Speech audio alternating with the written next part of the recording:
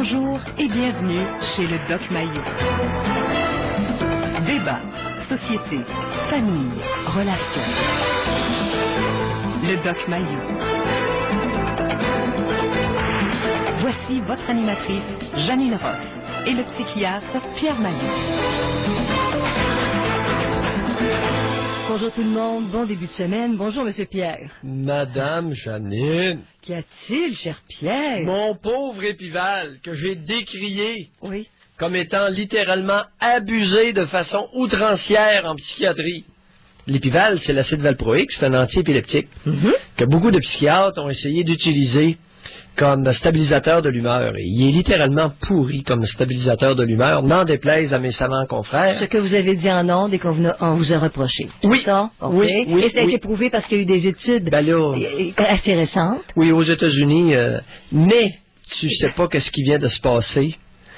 Il y a un Américain, David Margolis, qui a dirigé une étude en Caroline du Nord. Et l'article va être publié dans The Lancet. C'est la revue scientifique la plus prestigieuse d'Angleterre, de Lancet. Et ils ont découvert que l'épival, l'acide valproïque, affaiblit le virus du VIH dans les cellules dormantes avant que le sida ne commence. Oui. C'est tout précieux. Si c'est vrai, là, c'est une méchante découverte. On parlait même d'espoir. Oui, puis attends, là, j'ai reçu, c'est très sérieux. Jeudi dernier, j'ai évalué un cas qui était à l'épival, un déficient intellectuel, qui était extrêmement agité et qui recevait depuis plusieurs années de l'épival. Évidemment, c'était complètement inefficace. Alors, la première chose que j'ai faite, c'est d'enlever ce produit-là. Oui. Mais ça donne, et c'est le déficient intellectuel dont j'ai parlé, qui avait été incarcéré, sodomisé et contaminé au VIH, en prison. Oui.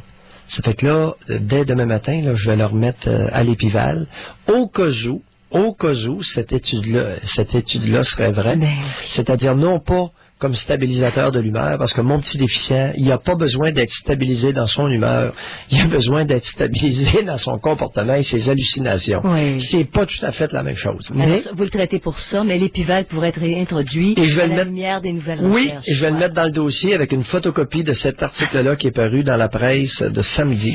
C'est étonnant, hein? Si tu dis, tu mets quelque chose au pilori. Tu dis c'est utile dans tel domaine, mais outre ça, c'est inutile, on trouve une autre porte de sortie. C'est génial. Dans le cas du VIH, Pierre, c'est génial. Là, et ce qui arrive, c'est que ça ouvre la porte à l'étude sur d'autres produits qui pourraient débarrasser les cellules du virus du VIH. Oui. C'est ça qu'ils se sont aperçus, c'est qu'avec l'épival, le VIH, le virus qui dort dans des cellules, est éliminé, il est détruit.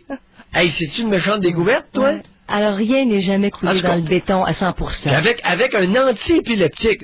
Demande-moi pas par quel mécanisme, je n'en ai aucune idée, puis je suis pas sûr qu'eux-mêmes le savent. Mais la chimie du produit, la chimie de l'épival, c'est ça, probablement une action autre que pour les crises d'épilepsie. Et je vais continuer à prétendre qu'en psychiatrie, comme stabilisateur de l'humeur, il est pourri! Mais vous pouvez le dire parce qu'il y a maintenant des études. Ben oui, puis là, ce qui arrive, il n'y a pas juste moi, c'est que depuis 3 ans au moins, l'Association des psychiatres américains l'a presque mis de côté parce qu'écoute, c'est un mauvais stabilisateur de l'humeur. Ça fait pas effet. Je dis pas qu'il est mauvais, il fait pas effet. Oui. Hey, Janine, les potins. Et si papa n'était pas papa? T'as pas entendu parler de ça, toi, hein? Racontez-moi ça. Un article qui a été publié, Janine, dans le Soleil. Ça fait la première page du Soleil à Québec, Québec My Love. Mais si papa n'était pas papa. Oui. Qu'est-ce que c'est que cette par affaire-là? Baptiste Ricard Châtelain. Hey, écoute la news. Un père sur 25 élèverait l'enfant d'un autre, même si toute la famille ou presque est convaincue du contraire. Ça vous étonne? Un père sur 25 élève à son insu le gamin d'un autre. Êtes-vous surpris de ça, Pierre? Pas du tout. Honnêtement. Mais on se base sur quoi pour dire ça? Évidemment, à nouveau, c'est les Anglais. C'est un article qui va paraître en septembre dans Journal of Epidemiology and Community Health. Encore un autre journal britannique. Écoutons les Britanniques, vous faites aller Il fouille beaucoup. Hein. Ces derniers temps, c'est vrai qu'il y a beaucoup d'études qui nous parviennent de Grande-Bretagne. Oui, mais foule. c'est quoi, Pierre? Y a-t-il un échantillonnage? Comment ils s'y sont pris? Ils ont interviewé les femmes? Nécessairement les femmes? Non. Ben là, c'est un petit peu plus. Ou des trucs d'ADN ou quoi? Ben oui, c'est les études d'ADN. Alors là, ils ont pris des dossiers, puis ils ont commencé à fouiller ça. Puis ils se sont aperçus que, wow, la paternité, là, c'est bon, la réticence, hein. Dire au père, ne soyez pas trop prétentieux. Croyez que vous êtes le père, mais vous pourriez ne pas l'être. Hey, tu sais, dans le temps des chantiers, là, quand les hommes partaient au chantier, historiquement, au Québec, il y a un maudit paquet de monde qui n'ont pas la généalogie qu'ils croient qu'ils ont. Oui. Janine, je l'ai déjà dit. Et là, écoutez, les ticasses, c'est un père sur 25, là, qui avait le gamin d'un autre. Ça commence à faire du bon arrêt. Mais ça change quoi? Au final, au niveau de... Qu'est-ce que c'est, Pierre? Ça va soulever plus de doutes, moins de confiance? Oui. Qu'est-ce que c'est? Oui. Où ça vous amuse à ce point-là? Non, mais c'est un fait. Comprends-tu? Oui. C'est un fait. Alors, la femme qui accouche, elle sait que c'est son bébé. Mais le gars, là, soit pas trop prétentieux, s'il vous plaît, parce que dans 4% des cas, ça commence à être pas mal de monde au Québec, là. Tu comprends? Oui. Et là, il y a des effets, là où ça concerne la Grande-Bretagne, c'est les maladies. Alors, il va y avoir des mariages entre cousins. Ben, à un moment donné, il y en a un qui marie sa sœur, puis il ne savait pas que c'était sa sœur. Puis des histoires comme ça. Au niveau de la génétique. Et là, il se ramasse avec une gang d'enfants mongols, puis, tu sais, tout croche, avec des tares génétiques. Ben oui. Mais savez-vous une affaire, Pierre? C'est sérieux. Quand on revendiquait, là, pour les banques de sperme, l'identification du père, il y a de plus en plus d'humains qui veulent savoir qui est leur père génétique pour connaître les maladies ici et ça. On n'est pas bien plus avancé. Non, là, c'est sûr. Parce que tu peux pas... Ouais. T'as pas les données non plus. Le don de sperme à l'aveugle, à proscrire, c'est pas brillant. C'est sur le plan humain, sur le plan sanitaire, ce n'est définitivement pas brillant. Mais quand tu dis qu'un père sur 25, c'est pas son enfant qui l'élève, ça revient à la même chose. L'enfant croit que sa génétique du côté paternel, c'est ça, mais c'est pas ça. Oui, et là, c'est sûr qu'avec l'ADN puis les groupes sanguins, hein, parce que seulement, puis là, il va y avoir toutes sortes de cossins publiés sur Internet qui vont vous dire, par exemple, la compatibilité des groupes sanguins. Si votre gamin a tel groupe sanguin et que vous avez un groupe donné, la mère en a un autre, et ils vont vous dire clairement, si votre enfant a tel groupe, c'est impossible avec vous deux. Ouais. Alors, toi, tu casses, là, si la mère l'a accouché, toi, t'es pas le père. Bon. Et à part de tous les tests d'ADN qui vont se faire dans l'avenir. Et ça va juste venir confirmer des choses qui sont parfois personnelles. En sus de ce que j'ai mentionné, dans le même article, il vient de nous dire qu'en Angleterre, attachez vos trucs, une femme sur 5 qui est mariée ou qui vit en union de fait a eu une relation extra-conjugale. Alors, c'est 20% des femmes, là, 20% des femmes mariées qui est carrément infidèles, minimum. Et ça, c'est le même pourcentage dans tous les pays développés. Alors, c'est un taux minimal. Fait que l'histoire de dire l'homme est infidèle puis la femme est fidèle, là, hey. Non, mais c'est parce que t'es pas infidèle avec le barreau de chaise, là. Bon. Correct. En tout cas, tout ça. Alors, tout ça mis ensemble, c'est sérieux, ça a des répercussions et qu'on arrête de se leurrer, s'il vous plaît. Et parce qu'un père sur 25... calcule ça sur le nombre de pères qu'il y a au Québec, ça fait un maudit paquet de pères qui est également d'un autre, sans le savoir. Mais si la conjointe continue de vivre avec le même gars, Pierre, c'est parce que c'est intéressant, c'est parce que elle l'a choisi d'une certaine façon. Bon. Qu'est-ce qu'on peut dire? Qu'est-ce qu'on peut dire? Parce que les infidélités masculines, elles n'ont pas ces conséquences-là. C'est tout. Ça peut être ignoré aussi toute une vie. Oui, puis c'est pas un jugement que je porte. C'est un fait. Sauf qu'il y a des preuves. On peut encore arriver avec des preuves qui vont nuire aux femmes d'une certaine manière. Pardon? Des preuves, par exemple, par ADN, que l'enfant que vous élevez depuis 10 ans, là, il n'est pas celui du père. C'est une preuve. Comprenez-vous? Oui. La preuve d'une infidélité en quelque part. Ouais. Bon, mais la mère va probablement le payer, peut-être même l'enfant. Tandis qu'il y a certaines infidélités masculines qui n'ont pas de conséquences comme ça. Alors, c'est juste ça que je veux dire. Non, c'est important ce que tu amènes, Janine, parce que c'est un des points qui ressort de l'article, à l'effet que dans certains cas, ça va créer une méchante cohue. Mais j'ai l'impression. Ben oui, écoute, là, à un moment donné, pour X raisons, ils font un test d'ADN sur le gamin, puis ils se font répondre, monsieur et madame, monsieur, vous n'êtes pas le père de ce gamin-là. Oh. Alors, ça va être une mère indigne. Et ça va ouvrir... Non, mais ça va être jugé comme tel. Oui. Puis au niveau collectif, c'est très sain qu'on ait ces moyens-là, qu'on mette des moyens de l'avant, parce que les mariages consanguins, là, c'est désastreux sur le plan génétique. Alors, les mariages entre cousins, s'il vous plaît, vous pouvez copuler entre cousins, mais faites pas de bébé, s'il vous plaît. C'est d'adoption. Parce que 2-3 générations après, là, s'ils refont un autre mariage entre cousins, c'est catastrophique. Ça fait beaucoup d'infirmités. Alors ça, c'est... Oui, ça, c'est tendu. Oui, mais oui, c'est ça, Pierre, parce qu'il va falloir qu'on fasse notre sujet. Sinon, on n'aura pas d'appel. Oui. Mais c'est intéressant, puis ça vaudrait peut-être la peine qu'on revienne là-dessus, le sujet que vous venez d'aborder. Alors, on se dit, certaines personnes courent à la catastrophe directement. Ils continuent à boire, même s'ils savent que ça a des impacts extrêmement négatifs sur leur santé. Ils continuent de fréquenter certaines personnes qui leur conviennent pas du tout, qui les amènent dans toutes sortes d'affaires qui n'ont pas d'allure. Ils gardent les mêmes habitudes de vie en général. OK? Alors, est-ce qu'on est bâti pour plusieurs d'entre nous de telle sorte qu'on réagit seulement avant de frapper le mur? Puis d'autres exemples de ça, Pierre, on voit le prix du pétrole qui augmente. Ça fait 2 ans que c'est commencé. Les gens continuent d'acheter des gros véhicules, puis ils disent, ben non, ça va se replacer, ça s'est toujours replacé, etc. Et un jour, trouvent que c'est tellement, ils peuvent plus rencontrer les paiements. OK? La même chose pour les hypothèques. Ils achètent extrêmement serrés. Parce que ce sont des raisonnements.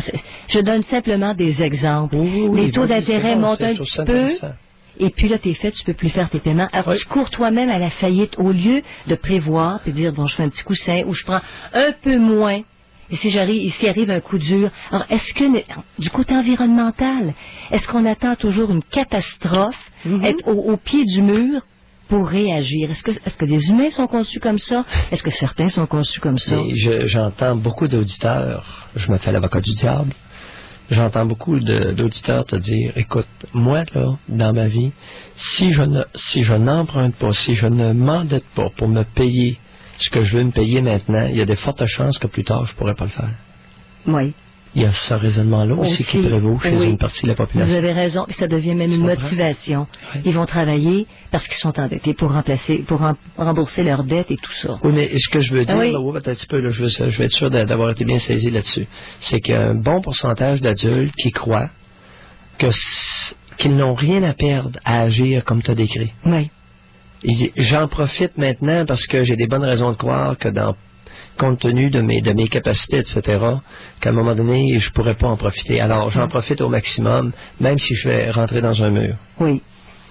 Alors, c'est une partie du raisonnement, mais tu as raison. Puis ça vous a choqué, on a eu une femme qui a téléphoné il y a peut-être 2 semaines. Elle avait passé à 3 poils de mourir, une grosse opération au cerveau. Oui. Et elle avait quand même 20 000 $ de côté, mais vous avez dit que c'était peut-être pas à assez longue portée parce qu'elle avait 2 étudiants. Puis elle a dit, j'ai passé proche de mourir. Je veux vivre maintenant. Oui, puis elle voyageait, c'est celle qui voyageait, puis elle avait juste 20 000 $ de côté avec 2 jeunes enfants, famille monoparentale. Je commence pas à voyager, puis à les gaspiller, à voyager 1 ou 2 fois par année quand tu as 20 000 $ de côté, puis 2 adolescents à ta charge, t'es monoparental. Mais pour revenir dans l'exemple que vous venez de donner, Pierre. Ça, c'était vraiment... Juste avant, qu'est-ce que vous avez dit? Non, c'est ça. Elle était des seuses qui disent, j'en profite, puis les autres, ils se débrouilleront. Ils feront comme moi. Hey, maudit raisonnement de... Mais quand pas fort, là. En tout cas, alors c'est ça. Est-ce qu'il faut qu'on soit rendu à la faillite, sur le bord d'une catastrophe personnelle, environnementale, pour agir? Et pourquoi? Il y en a peut-être qui sont faits différemment, par contre. Qu'est-ce qui les mène à ça? Ils sont davantage capables de prévoir. Ils sont moins ancrés dans le ici maintenant. Alors, on parle de tout ça. 790-0224, 1-800-667-52-41. Est-ce que vous êtes de ceux qui réagissent juste à la dernière minute, juste avant de frapper le mur, que ce soit pour une faillite, que ce soit dans la vie de couple? Alors, on parle... boire, drogue, gambling, aller aux danseuses, pollution, n'importe quoi. Tu tires tu gardes le même conditionnement jusqu'à la fin, jusqu'au moment où on dit, là, si tu continues comme ça, c'est la fin de notre relation, c'est la fin de ta santé, tu entres à l'hôpital, t'es faite. La jalousie. On pourrait ajouter la jalousie comme étant un élément là où l'individu va se rendre jusqu'au bout, puis quitte à tout perdre. Oui. Puis après ça, même il part après la conjointe avec le gun. Alors on parle à Gaston, on va voir comment ça a touché Gaston. Bonjour. Bonjour, madame. Je suis peut-être pas tout à fait dans votre sujet, mais d'abord, je vous félicite pour votre programme. Ça fait 3 ans que je vous écoute. Merci. Je n'ose pas vous appeler parce que je suis assez bien connu. J'ai travaillé dans le public toute ma vie. Excusez ma voix, je suis un type qui fume beaucoup, qui sirote 2-3 petites bières régulièrement depuis 5 ans. 2-3 petites ou 2-3 grosses? Des petites, puis je les sirote, puis je les prends à tablette. Oui. Ça fait au moins 50 ans que je fais ça. Oui, bien, est-ce que ça arrive des fois de vous rendre à 4, 5? Oh oui, ça peut m'arriver, mais c'est assez rare. Vous achetez quelle quantité par semaine? Oh, j'achète à peu près un 6-pack, mais je prends... Ben non, ça marche pas, là. Pas un 6-pack par semaine. Ben non, j'achète un 6-pack parce qu'il coûte meilleur marché au 6-pack. Oui. Mais je sirote 2, 3, des fois 4 petites bières. Ben Ça oui. peut arriver des fois que je... Oui, mais vous en achetez combien par semaine de 6-pack? J'en achète un. Donc, 2, 3, 4, 5 par Bon, à semaine. peu près. C'est par semaine, hein, Ouais, à Gaston? peu près. Oui, c'est toutes les semaines. Mhm. Bon, ça fait 50 ans que Oui, mais dans un 6-pack, il y a 6 canettes? Oui. Ah oui, c'est un 6-pack. Ben oui, mais vous en achetez Ouais, mais il y a combien? des fois qu'il m'en reste. Vous en achetez... Ben oui, mais regardez, vous en prenez 2, 3, 4 par jour. Oui. Vous en achetez pas 6 par semaine? En tout cas, disons qu'on en prend 6. Non. Ça, là, Janine, Par jour ou par écoute, semaine? j'ai C'est travaillé juste 3 ça. ans avec les alcooliques dans l'armée canadienne et je les pognais toutes là-dessus. Ça savait La que- quantité par jour ne correspond jamais avec la quantité achetée par semaine. Ah, OK, alors, je savais que j'allais me faire tomber. Ben sur non, tout. Gaston. Mais c'est pas grave. Non, non, je vous tombe pas ça. Non, cordialement. Je vais vous dire, je Continuez. vous écoute. Continuez. Je vous écoute, puis à 90%, je suis d'accord avec. Mais Gaston, je peux être rough à l'occasion, mais je suis jamais méchant. Oh, je sais, OK? Alors, la méchanceté ne m'habite pas, mon cher Gaston. Je vous le disais en vous taquinant, pour illustrer quelque chose, mais continuez, je vais vous écouter. OK. Ça, j'en doute pas. C'est pour ça que je dis à ma femme, à ma fille, il m'a dit, écoute, va écouter ta messe, ça commence. Parce que moi, c'est tous les jours. J'ai 68 ans, je vais avoir 69 dans 2 mois. Oui, J'ai travaillé dans le public toute ma vie. J'ai commencé à travailler à l'âge de 13 ans. oui. On était une famille de 11. Mon oui. père était invalide. Eh J'avais boy. une 3e année primaire. Il était invalide, mais il était capable de copuler.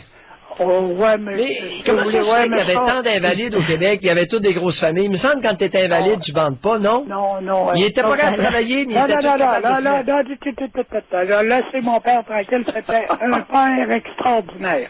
Je vais vous dire, mon père, il était... Ça se peut.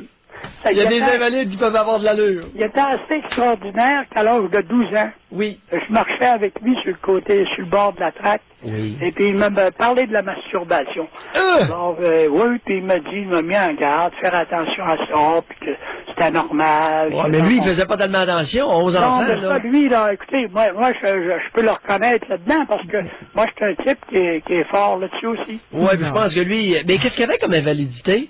Oh, il était classé invalide, il avait frappé la typhoïde, la fièvre typhoïde, là. Ouais. Puis il travaille pour les presses, puis ils l'ont classé invalide. C'est vrai? Alors, c'était au niveau cérébral, c'est Ouais, quoi? mais attends, ouais. Puis il a recommencé à Ouais, travailler. attends un peu, Janine a un bon point. Qu'est-ce que ça, là-dessus, vous me dépassez. Qu'est-ce que ça donnait comme invalidité, la fièvre typhoïde? Ah, je ne sais pas, le médecin l'avait classé invalide, et puis il travaillait pour les presses, puis ils ont donné OK. une pension. Puis il a Presse Brothers au Lac-Saint-Jean? Oh, oui. La presse, ouais. Ouais, Non, pas la Allemand. Non, presse. pas ça, la presse, c'est Non, quoi? Price Presse non. Brother allemand. Non, P-R-I-C-E, Janine, Oui, pas c'est la ça. presse de Montréal. Non, c'est ça ce que j'ai dit, la oui. presse. Price, non. La price. Oui, Oui, OK, c'est exactement Price. ce que Price Brothers. OK, excuse. Price Brothers. C'est ça. Et puis, en Allez. tout cas, je vous appelle... Oui. J'ai un problème qui s'est dégagé depuis à peu près 2 ans et demi. Ça m'énerve, ça me tombe sur le break. Je suis toujours en train de compter mentalement. Ah oui? Ah oui, ben, moi, je vais vous dire, à 68 ans, moi personnellement, j'ai été classé invalide à 55 ans. Oui. J'ai eu 5 pontages dans l'année. J'ai eu greffe antérieure de la colonne. J'ai 4 vis dans le corps. Et puis les premières années après ça, j'ai commencé à me brasser. Alors, tous les ans, depuis 8 ans, je vais aux framboises pour la ferme du Ruisseau, pour un producteur de framboises. Et puis, je fais des entrées l'hiver, puis je repars du mécanique, je repars des souffleuses quand c'est le temps de réparer les souffleuses, des tondeuses quand c'est... Alors, j'ai travaillé... Puis, est-ce que vous fumez encore? Ah oui, j'ai tout le temps. Bon, OK, c'est ça le point. Le problème, là, avec association cigarette, la bière à tous les jours, c'est qu'il se peut que vos petits vaisseaux, un peu comme les vaisseaux du cœur, que les petits vaisseaux aussi commencent à se boucher. Et ça pourrait peut-être, je vous dis bien humblement, ça pourrait peut-être commencer à jouer là, sur votre cerveau, puis vous faire développer des petites marottes comme ça. Ça fait combien d'années que vous comptez, là? Oh, ça fait à peu près 2 ans, 2 ans et demi à peu près. Là. Est-ce que ça vous achale beaucoup, ça vous gosse pas mal? Ah oui, ça m'achale. En avez-vous parlé à votre médecin de famille?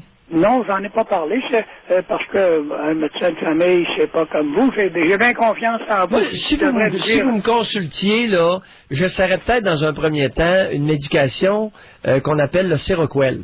Là, mes confrères vont m'haïr parce que je fais des recommandations de traitement en ondes, j'ai même pas fait de diagnostic, mais je vous dis que dans des cas comme ça, compte tenu de l'histoire que vous amenez, si vous me consultiez à mon cabinet, moi j'aurais tendance à essayer dans un premier temps soit un petit peu du vieux Nosinant pour ralentir un peu l'activité mentale ou un petit peu de Seroquel. Je suis pas capable de fermer la switch. Ouais. Ouais. Même si c'est des antipsychotiques, ça là, c'est un peu comme l'épival que je mentionnais tantôt, ça a un bon effet sur certains cerveaux. Comprenez-vous? Oui. En tout cas, je vous dis ça comme ça. Okay. Non, Seroquel. Ouais, Seroquel ou Nosinant. Bon, mais ça attaquera pas ma libido, là. Pas tellement. Parce que Elle fait à 68, il veut bander encore. Non, je vais vous dire, à 68 ans, là. Oui. Ce côté-là, je suis bien heureux. Bon, Gaston. J'ai encore des bonnes érections. Oui, content que soyez bien conscient que vous êtes exceptionnel. Parce que la nicotine bouche les petits vaisseaux dans le pénis et la plupart des gros fumeurs deviennent impuissants là, bien avant vous. Mais Pierre, justement, ça c'est un bon exemple du sujet d'aujourd'hui. Si l'érection est mise en question parce que tu as une mauvaise habitude de vie comme la cigarette, est-ce que c'est assez pour arrêter de fumer? Bon, tout est bon pour arrêter de fumer. Je suis d'accord. Je me promets d'arrêter tous les soirs. Mais c'est pas facile. C'est pas facile, non. Bon, vous savez, Gaston, je vais vous dire quelque chose. Oui. Chez certains individus, je le dis très respectueusement, parce qu'il est arrivé un incident, là, c'est où ça, Janine, là? C'est à Québec. Oui, charmante ville de Québec encore. L'hôpital Saint-François-d'Assise, où il y a quelqu'un qui a été mis dehors. Ils ont fait signer un refus de traitement. Ils ont dit, si tu vas fumer dehors, il faut que tu signes un refus de traitement. Sinon, on te laisse pas. Ça fait 65 ans qu'il fume, le monsieur, quelque chose comme ça. Vous savez, Gaston, la nicotine, chez certains individus, peut provoquer une dépendance pire que l'héroïne encore. Il n'y a pas beaucoup de monde qui dit ça, mais c'est comme ça. Ouais. Alors, à ce moment-là, Pierre, c'est difficile. Tu sais qu'il va y avoir un mur. Alors, tu vas avoir de la misère avec tes érections. Moi, je vous dirais à 68 ans, 5 pontages. Est-ce que ça vaut la peine de souffrir un sevrage à la nicotine? Parce que les dommages, là, j'ai l'impression qu'ils sont pas mal faits à 68 ans. Ça se peut-tu? Fait que ça s'appelle nuancer. Exactement, c'est ça que je veux dire. Je suis pas en faveur du fumage, mais il y a des maudites limites là, avec les puristes. Là. Et l'incident de Québec m'a rendu extrêmement songeur. Alors, à partir du moment où une infirmière dit, ouais, elle dit, on vous défend d'aller fumer, mais si vous voulez aller fumer, vous allez aller dehors, puis vous devez signer un refus de traitement. Ça, c'était pas la meilleure décision du siècle. En tout cas, ça a été commenté en long et en large. Allez, mon Gaston. Bye. Bon, alors, est-ce que vous êtes de ceux qui réagissent juste avant de frapper le mur, quel que soit le domaine, que ce soit personnel, en amour, en affaires? Il y a une menace, vous l'ignorez, puis vous continuez à fond la caisse. 7900-224, 1-800-667-5241.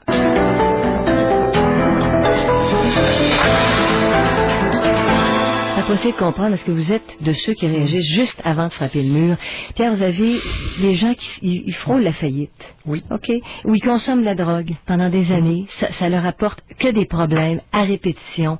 Est-ce que c'est l'absence de peur qui fait que tu roules dans une première conviction puis tu lâches pas? Jusqu'à ce que tu te sois massacré financièrement, ou la santé, ou tes relations avec tes proches. C'est-tu l'absence de peur qui fait ça? C'est bon. Parce qu'on parle beaucoup des peurs, il y a plein d'articles là-dessus. Je restais accroché à Gaston. Et sais-tu quelle attitude que j'ai prise? Il y a belle lurette avec les patients. Contrairement à ce que j'avais vu ou ce que j'avais entendu concernant Jean Rochon avec son attitude arrogante, cavalière et baveuse avec les patients, moi j'essaie de les convaincre gentiment. Exemple, dans le cas d'un fumeur, 68 ans, bon, il a de la misère à parler, 5 pontages, tout ça. Au lieu de l'engueuler, j'essaie de le voir assez régulièrement et de le convaincre du bien fondé de diminuer graduellement. Oui. Pas arrêter, juste diminuer. Oui. Et Janine, à ma grande surprise, patient qui fumait beaucoup. Bon, je suis rendu à 10 cigarettes par jour, je suis rendu à 8, je suis rendu à 3. Est-ce que, comme médecin, on pourrait dire aux patients quelle différence qu'il y a entre fumer 10 cigarettes dans une journée et n'en fumer 30? Oui. Est-ce qu'on aurait l'honnêteté et le courage, comme médecin, si on le sait, de dire aux patients, écoute, quand t'en fumes 10 au lieu de 30, ben c'est 3 fois moins de dommages ou c'est 2 fois moins de dommages à ton système, ou bien ça crée rien, ça fout rien. C'est le même. Moi, je ne sais pas, là. Et y a-tu quelqu'un qui le sait et qui pourrait nous le dire? Tu comprends? Oui, je comprends votre point, Pierre.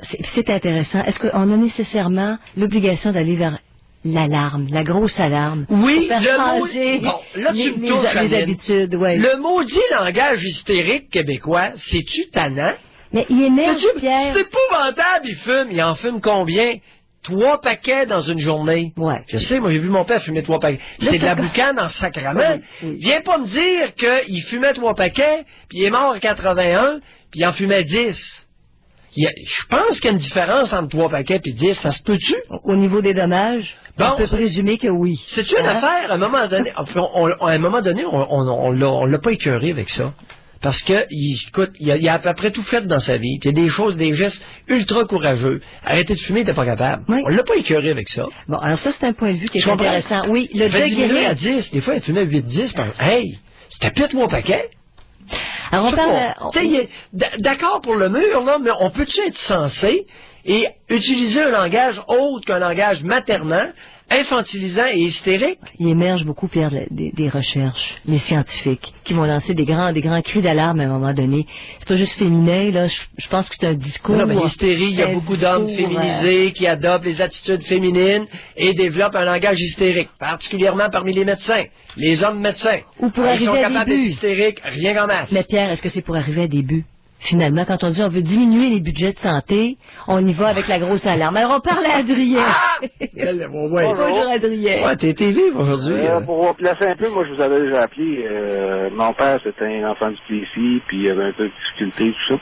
Oui. Ce que ça a eu comme influence sur ma vie en général, c'est que j'ai eu de la difficulté à devenir mature. Donc, j'avais de la difficulté à prendre mes responsabilités. Oui. Ce qui faisait que quand je tombais en relation avec une fille, ben, j'étais tellement accroché que j'oubliais même de manger, de faire ce que je devais faire. Et puis ça, ben, ça m'a amené à connaître une faillite au point de vue d'une business que j'avais. Non, attendez un peu, vous en perdez l'appétit? Êtes-vous sérieux? C'est une façon de parler. Moi, j'ai tellement manqué d'affection de la part de ma mère.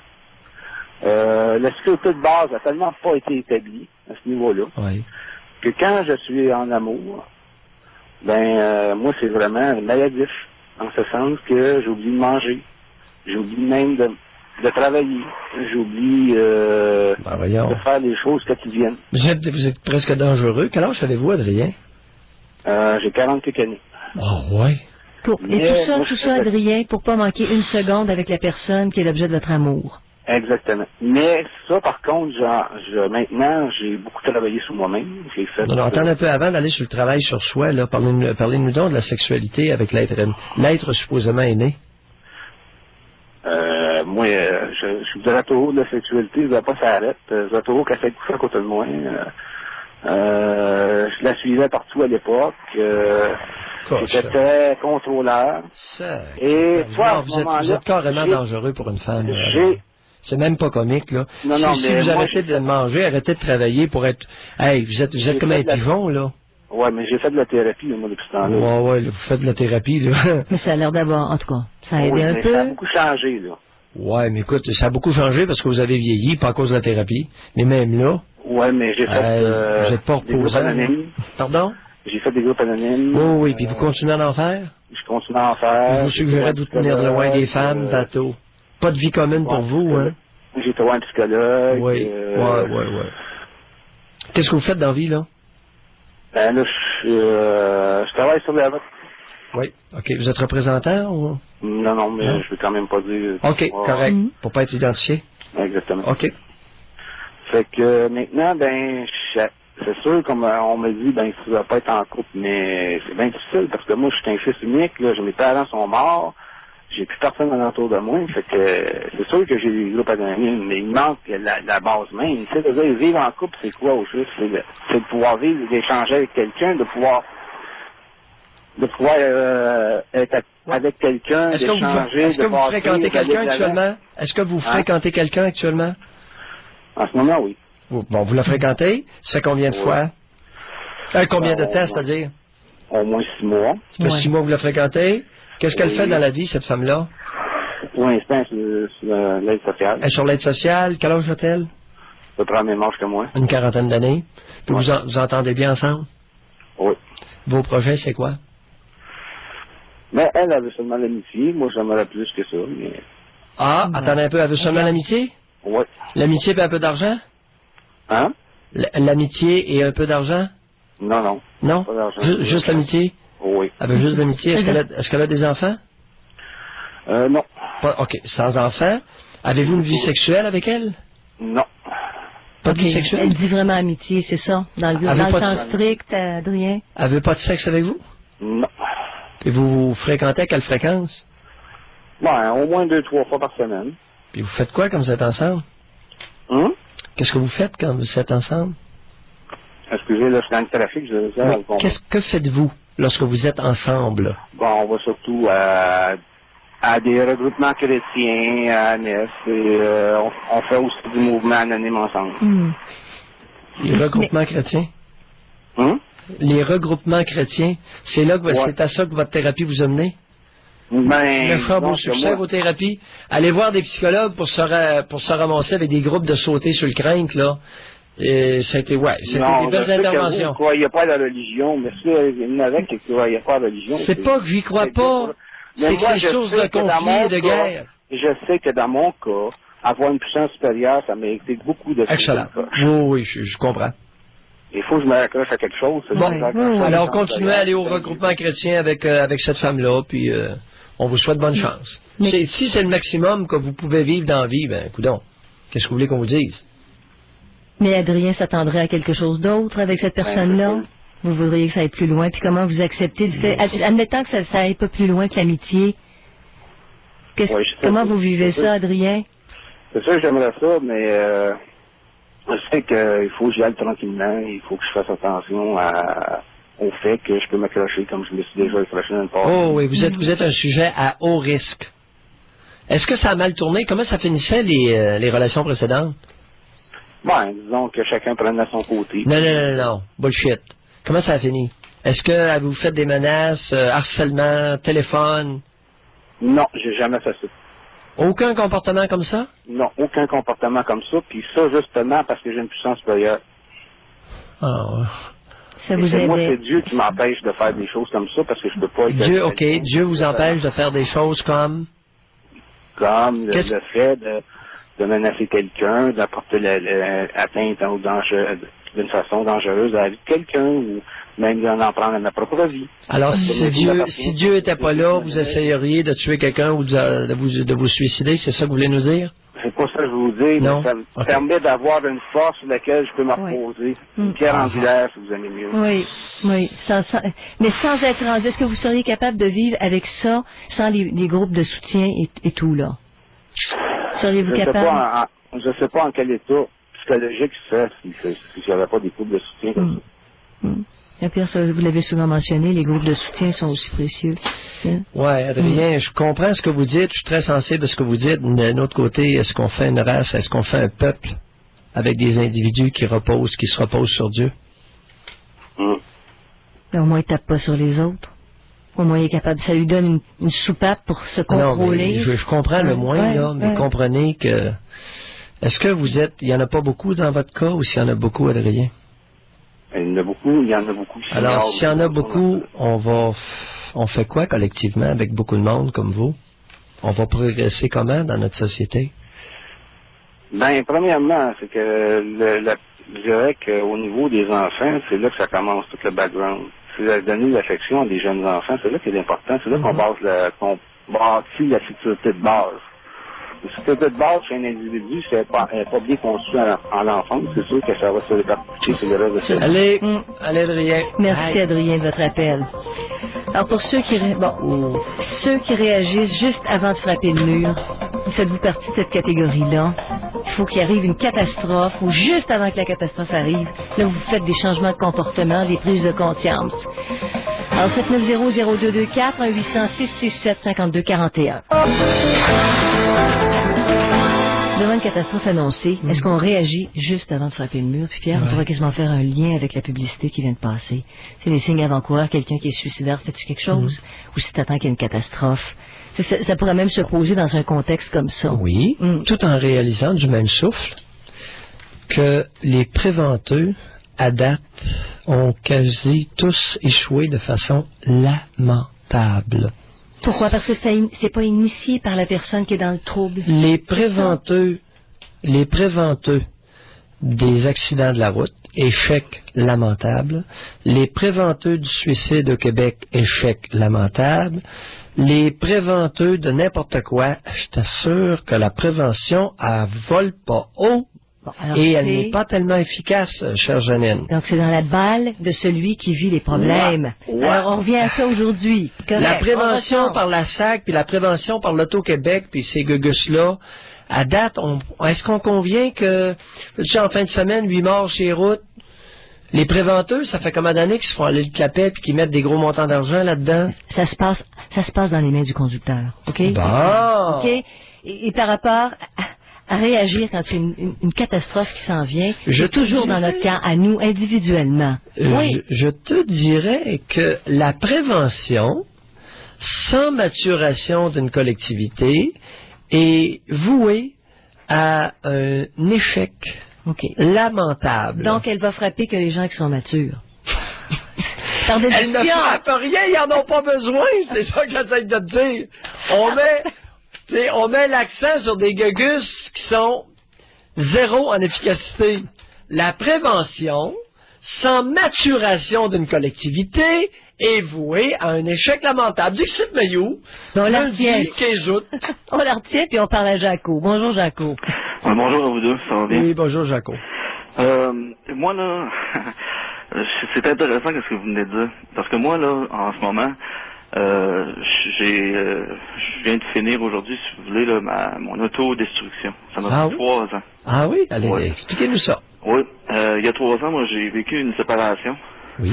Que j'ai pas du tout accepté, puis moi encore je l'accepte pas aujourd'hui. Puis je m'étais organisé pour me faire mal là, solidement côté physique et mental. Ah oui? Oui, j'ai tout perdu parce que j'ai voulu. J'aurais pu vendre mes choses, là, faire un peu d'argent avec, mais j'aimais mieux le vendre pour ce que je devais.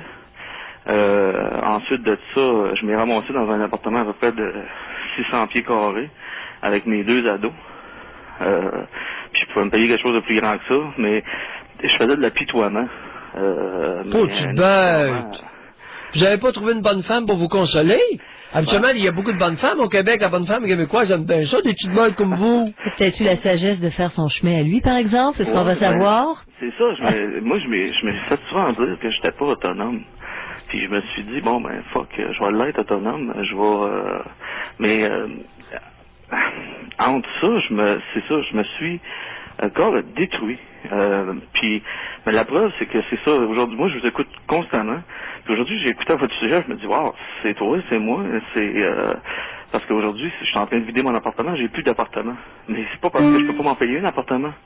Puis je vois des psychologues, des psychiatres, j'ai un médecin de famille, ils me donnent un paquet de pelunes.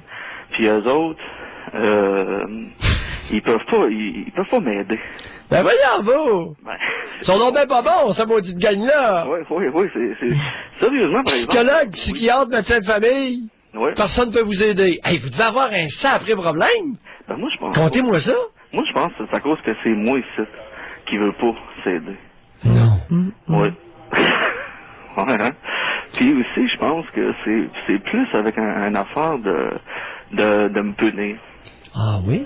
Oh, c'est carrément ça. Là. Mais non, mais juste avec une petite patente comme ça, comment ça se fait que le psychologue et le psychiatre s'en seraient pas rendu compte? C'est vrai ce que vous dites? Jaco, on fait une pause, puis on poursuit parce qu'on vient juste de mettre la table, là. OK?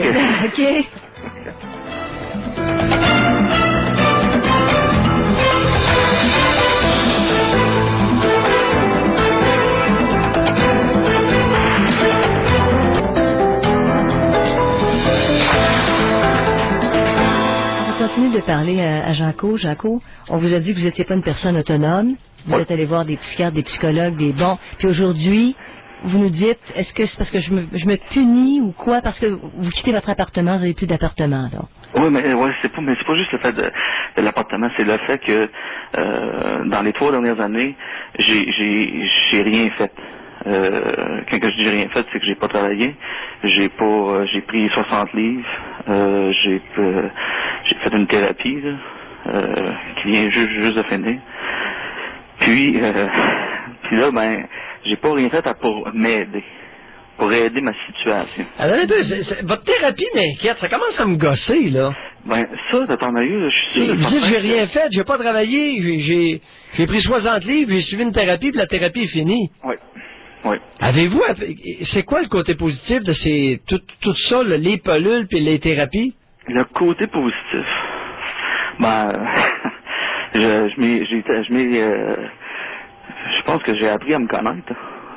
Quand j'ai quelque chose dans la tête, je l'ai dans la tête. Puis, que ce soit dans n'importe quoi, là, puis je pense que... Apprendre à se connaître quand on n'est pas fonctionnel, ça donne quoi? Ben, je pense que quand on se connaît, je pense que moi, je suis devenu infonctionnel. Je me suis guidé vers ça, là. Vous êtes... Alors, regardez donc ça! Ah oui, définitivement. C'est que vous êtes le grand responsable, le grand artisan de votre malheur. Ah oui. Vous êtes prétentieux à l'os? Non, même, oui, probablement que oui. Jaco, vous êtes rendu tellement prétentieux que vous niez l'existence de votre inconscient en vous. De mon inconscient. Oh! Mais ça m'étonne, parce que moi, je pense que je suis très conscient. La preuve, c'est que non, j'en suis rendu ce que je suis rendu, puis... Mais non, c'est que vous niez l'influence de l'inconscient et tous les conflits larvés, les conflits intrapsychiques refoulés, la souffrance qui a pu être accumulée dans cette partie-là de votre coco. Lorsque vous dites « je suis le grand responsable, je suis l'artisan de mon malheur », wow, les nerfs, mon Jaco, on se calme? Comment ça se fait qu'en thérapie, ça n'a pas été examiné, ça? Je pense que c'est à cause que... moi, j'ai vu comme... Donc, c'est une thérapie ou une thérapeute que vous avez suivie? Une thérapie. Mais je pense que c'est parce que quand on arrive, on est gonflé à bloc. On sort de là, on est gonflé, on a plein d'idées. Moi, j'avais des idées, etc. Puis là, je suis capable. Je retourne chez nous, puis c'est comme je pogne mon down, puis non, mais le monde qui sort de... Non, attendez un peu, là. Quand je fais de la psychothérapie, là... Quand le monde quitte la plupart du temps, pour un bon bout de temps, là, lorsqu'ils quittent mon bureau, là, ils sont pas gonflés à bloc, ils sont dégonflés à bloc. Le bloc est dégonflé. Ah ben ça, c'est pas normal, là. Ça, c'est du pompage, là. C'est du... Comment il s'appelle, Tony Robbins aux États-Unis, là? C'est de la motivation, ça. C'est de la motivologie, ça, là. Oui, mais moi, je trouve donc que, moi, j'ai été bien flatté dans mes thérapies aussi. Il faut dire qu'on m'a dit, t'es bien intelligent. Non. Quel âge avez-vous? 41. 41. Hey, on m'a bien flatté. Je vous jure, de faire ma vie, c'est vrai que je vous disais. C'est une femme ou un homme qui vous faisait ça? Deux hommes. Ben, voyons, vous. Oh, puis, t'es capable... Mon petit Jaco, hey, non, mais, y a-tu du mâle féminisé au Québec? Moi, j'en reviens pas. Hey, ça existe encore un homme au Québec? Non, ça, je pourrais pas vous répondre, là. Mais oui, je suis d'accord, là, que... Écoutez, la vogue est aux hommes nourrices au Québec. Et chez les professionnels, je crains ça comme la peste. Jaco, est-ce que vous auriez aimé ça sortir d'une séance, admettons, à terre? Ben oui, j'aurais aimé ça. C'est là qu'il est. Hein? C'est là qu'il est. Oui. Non, mais savoir pourquoi il est à terre. Moi, j'ai hâte que vous nous disiez quelque chose que vous avez appris dans cette maudite thérapie-là. Mais moi, là, une chose qui est sûre et certaine en ce moment, c'est que... Tu sais, le gars sort de là, gonflé à bloc, il travaille pas, puis il a pogné 60 livres. Vous pesez combien à l'heure actuelle, le gros soulier? Oui, exactement, 260. Oh! Bon, ben là, Pierre... Êtes-vous encore capable de voir la piscette quand vous pissez? Non, monsieur. Mais Pierre... Non, mais écoute, Janine! Hey! Il illustre... ça! Mais il illustre parfaitement le propos d'aujourd'hui, Pierre. Il se rend au bout. Non, mais avec la complicité des professionnels, c'est encore bien pire, Janine. Il y en a qui vont dire qu'il faut qu'il se rende au bout. Non. Pour sortir, puis pour bondir. Non, jamais les amis avec des professionnels. Jamais. Comment vous dites ça? Jamais aller frapper un mur avec la complicité des professionnels. Jamais. fais secouer, par exemple. Jamais. Jamais aller frapper un mur. Écoute, si l'intervenant te passe de l'argent pour que tu as joué dans des machines à sous, là, on a un problème, là. Mais là, il est où, là, non, mais Jaco? c'est parce que le problème, Jaco, Oui. c'est que vous vous attribuez la pleine responsabilité de tout ce qui vous arrive. Oui. C'est impossible. Ben, ça, c'est une autre affaire aussi qu'on m'a dit, puis ça faisait des années qu'on me disait ça, tu prends vraiment des responsabilités. Ben là, je me dis, m'en prendre. Tu sais, comme, OK, c'est correct, m'en Oui, prendre. mais Jaco, moi, la question que je vous pose, c'est comment se fait-il que vous n'aviez pas réussi à prendre vos responsabilités? C'est là que c'est ça la différence entre une thérapie et une thérapeute. Ouais. Ben, faudrait... Médecin, psychiatre, psychologue, comment se fait-il, vous allez nous expliquer, Oui. comment il se fait que vous n'étiez pas arrivé à prendre vos responsabilités? Ben, je pense qu'en premier, il faudrait que j'établisse mes responsabilités. Non, regarde, les intellectualisations, pas avec moi, pas avec tout ce que vous avez suivi de thérapeute. Jaco, OK. répondez à ma question, s'il vous plaît, OK. et pour une fois, faites-vous aller le ciboulot. OK. Fait que... Probablement parce que j'étais entouré, parce que tout le monde le faisait autour de moi, pour moi, où on me guidait continuellement. Et j'aime ça, Après des années de thérapie, on est encore dans le on me guidait. Oui. Hey! Jaco! Ben, ça prend 15 c'est- minutes là, à dire on va arrêter de nous pis c'est qui? Ben, c'est qui? C'est mon environnement. Mais non, c'est mon ex, c'est environnement. ma Le chien, mère, c'est mon c'est père. le chien et le chat. Pierre, C'est l'ex, ma la grand-mère. mère. Là, ça s'en Oui, vient, là. Oui. Alors là, mon père, Oui. ma mère, Oui. et qui d'autre? Ma grand-mère. Oh, ma grand-mère. Oui. Parce que... Mais pas le grand-père. Non. Bon. Jaco. Hey, car. Mais Ça là, n'a pas de bon, Janine. mais entre Pierre, quand Hey, il y a même. du monde qui encaisse du cash à faire pas grand-chose. On appelle quoi, ça? Entretenir? Non. Entretenir le mal? Thérapeute. Bon, ce nouveau terme maintenant en psychiatrie et en psychologie. On parle à Sylvain. Bonjour, Sylvain. Bonjour. Bonjour, Sylvain. Moi, je vous ai appelé, ça fait 2 mois environ. Je vais parler de ma mère, puis j'ai 27 ans, j'ai Oui. pris de la drogue. Vous vous souvenez de moi? Docteur Maillot? Oui. Vous vous souvenez un peu, on avait parlé, vous disiez que je protégeais ma mère, puis tout ça, là? Oh, un petit mari protecteur de sa meule. Ouais, c'est ça, puis qu'elle me prenait pour son petit mari, puis Ben. mon père, il était à la chipée chez mon père, puis il était jamais là pour moi. Ben, Mais ça moi, arrive, je me suis vous savez, drogué. c'est tellement fréquent au Québec que ça n'est même plus drôle. Ben là, plus que ça va, plus je m'en rends compte. Là, j'étais un peu hors sujet, mais depuis ce temps-là, Pas grave, pas grave. j'ai essayé de reparler à ma mère. Oui. Puis là, j'avais pris une chicane avec ma blonde pour X raisons. Oui. Mais elle, je me suis rendu compte qu'elle était très jalouse parce qu'à 27 ans, vu que j'ai diminué beaucoup l'alcool, puis j'ai arrêté la drogue, je me suis fait une blonde qui a de l'allure.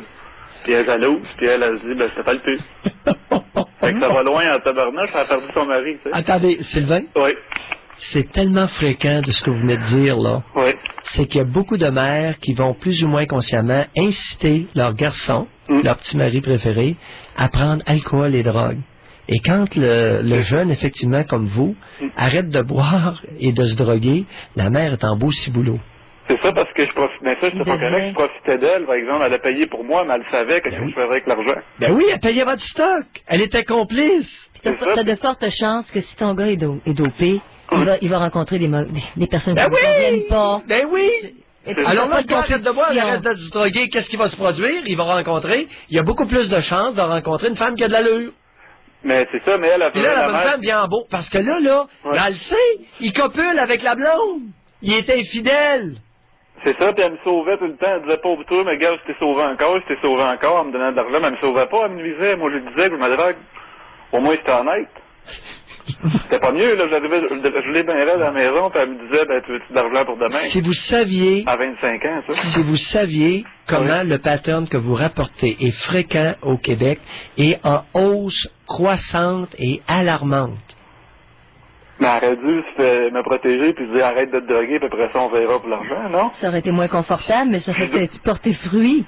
Mais là, elle me dit que c'est de ma Il y a faute, puis beaucoup que je de dois femmes, il y a beaucoup de mères au Québec qui ne veulent pas que leur garçon devienne un homme adulte, mature et viril. C'est ça, elle me traitait en bébé encore à 26 ans, mon petit bébé, mon petit poupon, mon petit fille, voyons. Allô? Allô, la bonne femme? Mais ce que je veux dire, c'est que moi, j'ai sniffé de la coke, pour dire les vrais mots, pendant 10 ans. Oui. OK, puis j'ai bu, là, on peut dire 50-60 bières par semaine, là, puis je travaillais, par exemple. Oui. Puis il n'y en avait pas de trouble, puis je sniffais, puis ça. Là, j'ai rencontré cette fille-là, j'ai sniffé comme à 50%, on va dire de 4 à 5 grammes avant par semaine, là, c'était rendu 1 à 2 grammes, puis j'ai diminué peut-être à 30-40 bières au lieu de 50. Oui. Mais là, j'ai fait une thérapie par la force des choses, j'étais agressif verbalement avec ma copine au début. Fait que ça a fait que la thérapie, je dis pas qu'ils m'ont aidé, mais le 1 mois de sevrage m'a fait réaliser mon 10 ans passé. Ben oui, Mais la thérapie, ce qu'il disait, là, à part de te booster, puis de dire il fait beau dehors, puis ceux qui veulent pas être de bonne humeur, ben, qui s'en tournent chez eux, ils m'ont pas dit grand-chose. Je veux dire, ils m'ont pas aidé à part à me sevrer, mais moi, je pense que j'ai fait ma thérapie moi-même en me disant, mais c'est où que tu t'es trompé? Mais là, ça remonte à loin. Mon père, il me disait, comme vous disiez l'autre fois, mon père, mettons, je faisais du taekwondo, mais il dit, penses-tu que tu vas être aussi bon que les autres? Penses-tu que tu vas être un champion? En voulant dire. Il dénigrait. Le petit salaud. Les complices. Hein? 2 petits Québécois très petits. Mais c'est ça que Vous savez, la petitesse d'un pourcentage de Québécois mérite d'être dénoncée à notre tribune. N'est-ce pas, Sylvain? Ouais, puis mon père était gambler en plus à l'os. Oh! Il y avait pas Un petit... Oui, un petit coune. Il n'y avait pas grand-chose à apprendre à son gars, par exemple. Son gars avait l'air plus prometteur que lui. Mais là, il me disait de pas boire, de pas me droguer, mais il me laissait aller faire ce que je voulais. Comprenez-vous, à 12-13 ans, moi, j'allais me saouler. Il savait que je me saoulais, mais lui, il me voyait pas pendant ce temps-là, fait que ça que je fais pas de moi. Puis pendant ce temps-là, lui, il allait jouer dans... Ben oui, il allait jouer aux courses, Blue Bonnet. Moi, j'allais là 2 fois par semaine, à 7-8 ans, moi. Moi, c'était ma garderie. Moi. Il vous aimait. Oh... Ouais. Mais c'est quoi l'exemple de montrer un jeune? Il dit, je vais pas des machines, je vais pas faire ça. Mais je finissais, je vais des machines, puis je buvais. Fait que ça allait pas bien. Mais là, aujourd'hui, j'ai plus aux machines. À 8 ans, à Blue Bonnet, c'est la garderie du... Non, mais il y avait un jeu en haut pour les enfants. Fait que les pères se débarrassaient du jeune, puis elle a joué en bas. Oh, que ça s'appelle, Pierre, ça s'appelle vraiment garrocher ses enfants devant le mur. Ouais, mais il me disait en bon père que je te voyais jamais aller jouer.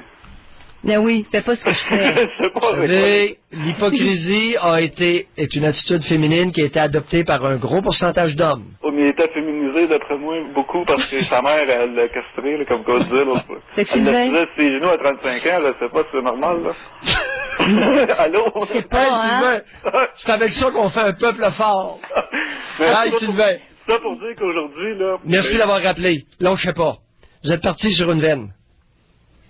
Puis, comme on dit, il fourrait tout le monde, puis il y avait de l'argent, il a toujours vécu les chars de l'année, puis tout ça, sans jamais travailler, puis il a élevé ses autres enfants, parce que je suis d'une famille de 7, avec cette philosophie de vie-là, que aujourd'hui, ça travaille pas, puis ça a des 300-400 000, puis ça essaie de fourrer toute la société. Ouais. Sauf la plus vieille, qui s'en est sortie. Les autres disent qu'elle s'en est sortie parce qu'elle était peureuse. Ouais. Mais entre les Mais vous avez toujours eu peur d'aller vivre dans cette famille-là. Oui, même si je savais que mon oncle et ma tante, elle me disait, je t'aime pas plus que toutes mes autres neveux et nièces. T'es sur le même pied d'égalité. Donc, j'avais personne qui m'aimait vraiment pour moi. Tu sais, c'est comme un désert affectif autour de moi. On entend un peu, là. Peu importe ce qu'elle disait, votre tante, est-ce qu'elle vous témoignait de l'affection? C'était une femme froide, mais elle prenait soin de moi. En ce sens que j'étais bien habillée, puis j'étais bien nourrie, plus que le restant de ma famille, parce qu'eux autres, on allait les porter à manger parce qu'il n'y avait pas de nourriture. Et pourtant, la voiture de l'année. Il n'y avait pas de nourriture? Non. Mais ça roulait en voiture puis tout ça. Oui, c'est ça. Je vous dis que lorsqu'on se donne la peine de faire un petit examen du Québec profond, ouf! Dans quelle région c'était, ça? Est-ce que vous...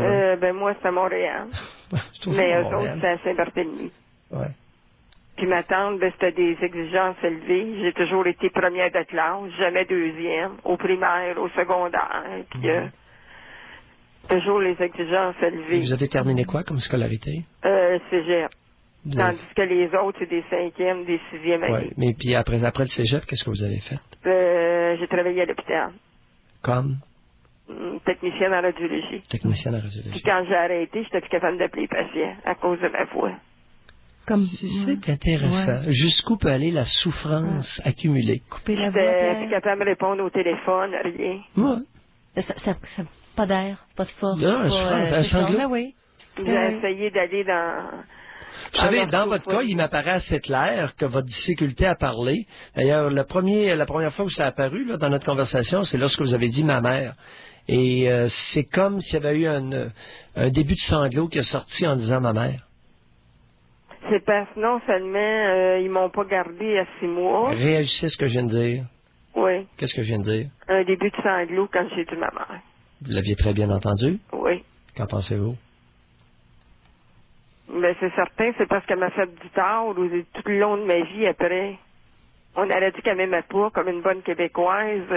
Et les petites filles, les enfants ont besoin d'être aimés par une mère, et particulièrement les petites filles encore plus. Puis moi, j'ai jamais été aimée, fait qu'évidemment, qu'est-ce que j'en résulte? Ben, je suis dépendante affective au bout. Je cherche toujours... Oh, mais là, votre voix est belle cet après-midi. Hormis quand vous dites ma mère ou quelques affaires, là. Il y a plus d'énergie. J'ai une personnalité obsessive. Ben oui. Avez-vous eu des enfants? 2 garçons. Racontez. Ah, ben, j'étais tellement obsessive avec eux autres. Puis, hey, êtes-vous capable de vous trouver autre chose que des défauts, sacripant? Bon, on va-tu essayer de penser à des qualités? On fait la pause, là? Hey, non, je veux plus l'entendre, mais j'écoute. Elle n'arrête pas de se trouver des défauts. Avez-vous des qualités? Ben, je suis tellement obsessive. Avez-vous des qualités? Ben, les qualités, je suis intelligente. Bon, allez vous en trouver d'autres. Bye! Bel exercice.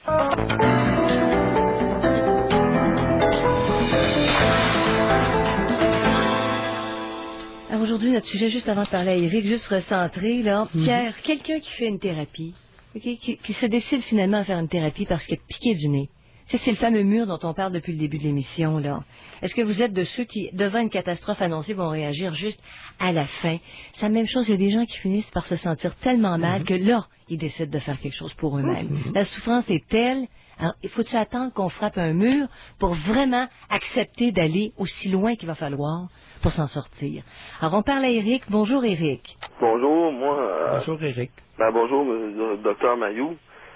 C'est ça, moi, je vais vous dire... je pense à propos de ça qu'il faut écouter notre entourage si on est bien entouré.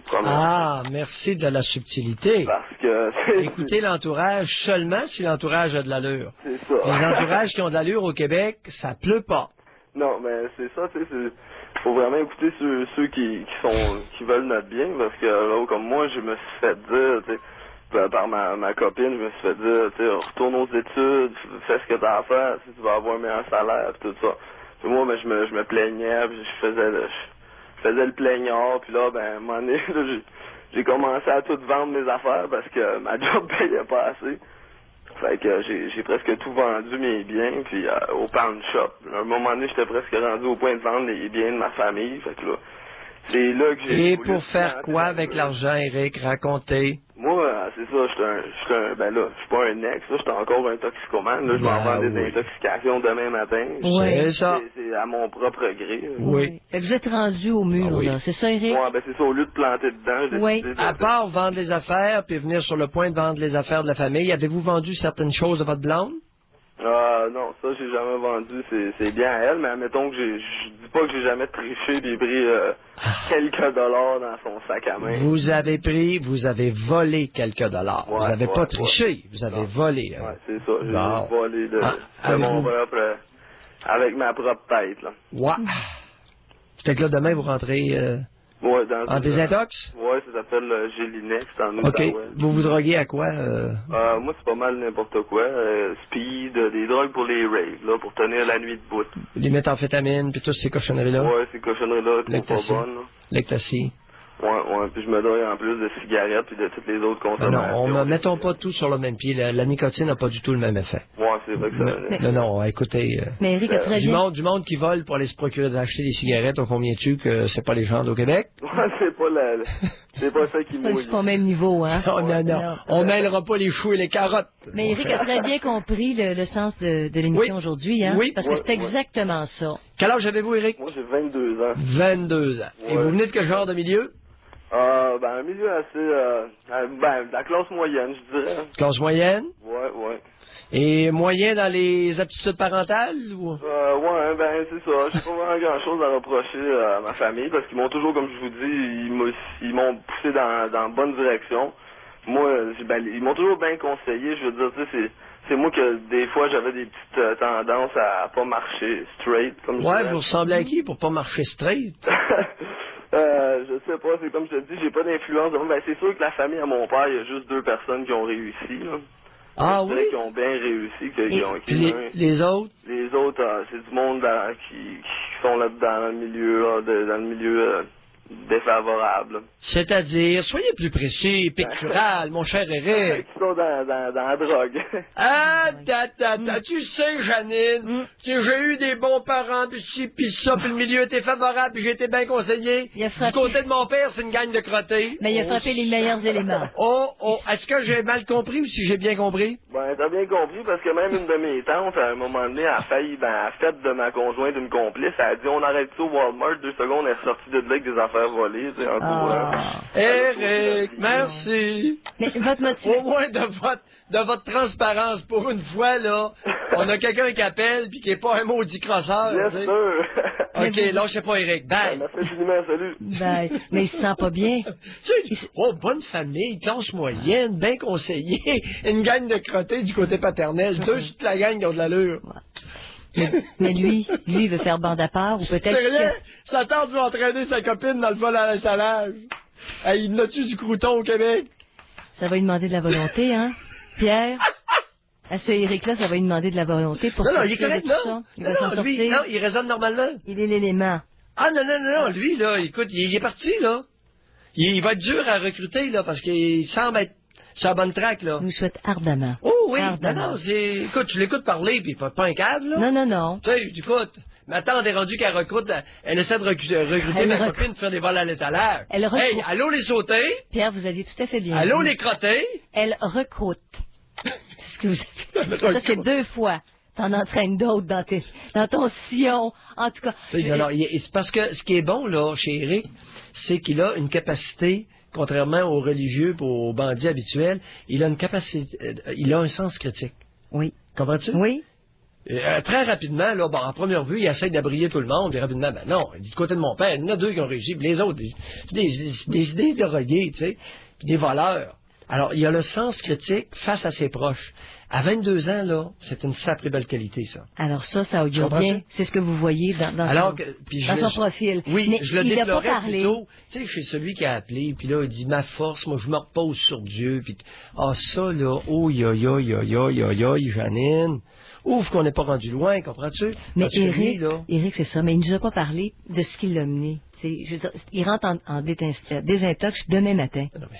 Correct. Ça veut dire, il n'a pas parlé du fond du baril. Il l'a juste effleuré. Non, mais Janine. C'est parce qu'il y a une bonne analyse, qu'il voit qu'il y a peut-être autre chose. Puis on n'ira pas gratter trop profond parce que l'exemple est là. Oui. C'était le portrait familial.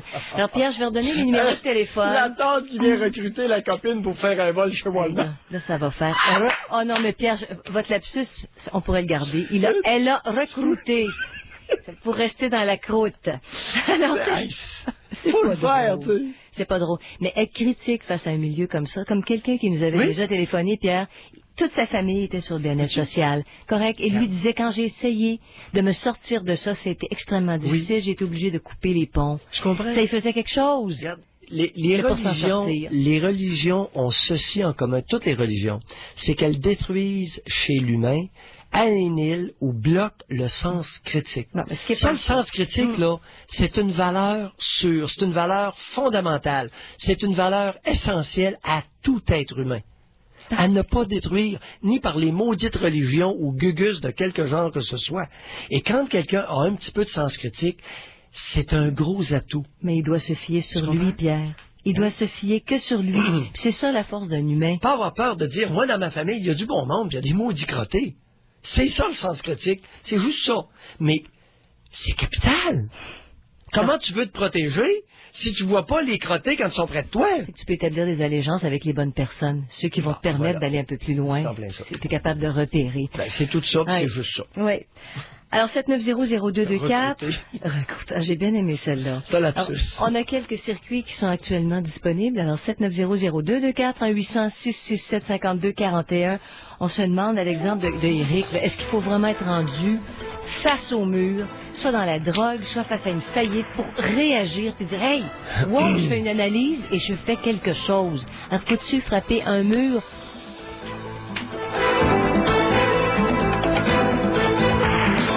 On va parler immédiatement à André. Bonjour, André. Bonjour. Oui, bonjour, André. Oui, André? Oui. On vous entend très bien. Allez-y. OK. Moi, je vous appelle parce que j'ai arrêté de fumer, ça fait un mois. Donc, j'étais dans le problème depuis longtemps, puis j'ai réussi. Sauf que maintenant, je vis avec des... Je sais pas comment appeler ça. Je pense que c'est comme de la grosse fatigue, puis des crises d'angoisse, tout ça. Je me demandais si ça pouvait être lié à ça, puis s'il y a quelque chose que je peux faire par rapport à ça, parce que c'est bien difficile de vivre avec ça, là. À première vue, je vous dirais non. OK. Pas pour pas relié à la nicotine.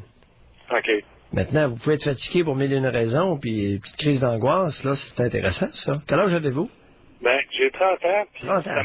ça m'a pris comme à la suite d'un rêve où j'étais pris comme dans une cave, puis en tout cas.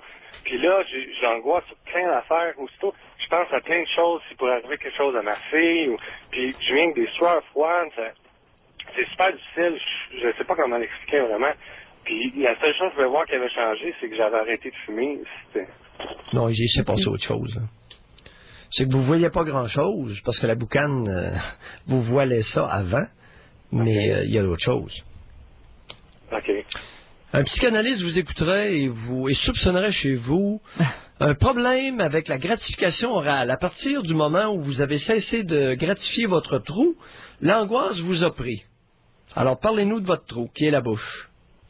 Qui est le trou, qui est la bouche. Ouais. Bon, ben là, je sais pas quoi vous dire. Parlez-nous de la gratification orale de votre trou à ses premiers stades de développement. C'est assez cru comme question. Bon, parlez-nous de votre trou. Votre trou buccal et de son niveau de satisfaction dans ses premières années de vie. OK. Ben, c'est drôle hein, que vous dites ça parce que j'ai un gros problème avec ma mère dernièrement, puis ça n'a jamais été aussi loin.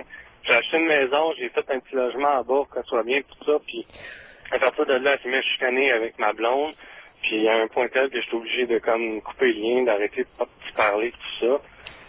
Et tout à fait par hasard, André, vous nous disiez, il y a une minute, que le seul élément qui avait changé depuis un mois, c'était l'arrêt de la cigarette. Et là, on est rendu dans une chicane de la bonne femme avec votre conjoint. Il semble qu'il y a au moins deux bonnes causes. Je sais pas, j'ai de la misère à voir le lien, peut-être, c'est pour ça. Ben oui, mais écoutez, votre mère s'est chicanée avec votre conjoint. Parlez-nous de ça, là. Ben, en fait, j'ai acheté une maison, mais ils s'entendaient comme deux meilleurs amis. Fait que j'ai acheté une maison. Les femmes sont hypocrites. Beaucoup de femmes sont extrêmement hypocrites. C'est comme si, depuis qu'elle habitait en bas, là, je la voyais comme sur un autre jour, parce que là, elle s'est mise à chicaner avec ma blonde, à faire toutes sortes de chicanes. Attendez, reprenons tranquillement. Là, vous avez acheté une cabane. Ouais. Puis vous avez décidé de finir le sous-sol. C'est ça. Dois-je comprendre que là, vous avez invité votre mère à venir vivre au sous-sol? Ouais, c'est... Et depuis qu'elle vit là, la vieille maudite est plus endurable. C'est en plein ça. Bon! Ouais, mais est-ce que la blonde... Ça fait combien de temps qu'elle a déménagé en bas, là? Est-ce que la blonde est... Excusez. Oui, ça fait un petit peu plus qu'un an, là. Puis, est-ce que la blonde était d'accord? Ben oui. Oui, c'était commun. C'était commun. Décision à deux. Oui, c'était commun. Je veux dire, c'était la solution. Quel âge a votre mère? Là, elle va avoir 56. Ça peut Elle a 56 ans. Est-ce qu'elle est seule, votre mère? Y a-t-il un bonhomme là-dedans? Non, il n'y a personne. Ça fait combien d'années qu'elle est seule, là? Puis que... Ça fait longtemps. Je pense que je l'ai jamais vu avec quelqu'un. Bon. On peut présumer qu'elle a le piton collé? Ouais. On attendait ça, Pierre. Non, mais écoutez, je vous le dis, André, une femme qui a le piton collé, là, c'est une question de temps. C'est comme un volcan qui est en éruption, là. OK. Hey. Bon, elle s'ennuie. Oui, mais là, attendez un peu, ça fait un an qu'elle vit dans votre sous-sol. Ben, ça fait un mois que là, j'ai coupé les liens, j'y parle plus. Je suis capable, ça me drainait le jus, une affaire. Attendez, on va y revenir. Oui, c'est un bon cas, hein. André, on poursuit avec vous dans quelques instants. Un mois, sevrage de la nicotine et de la bonne femme.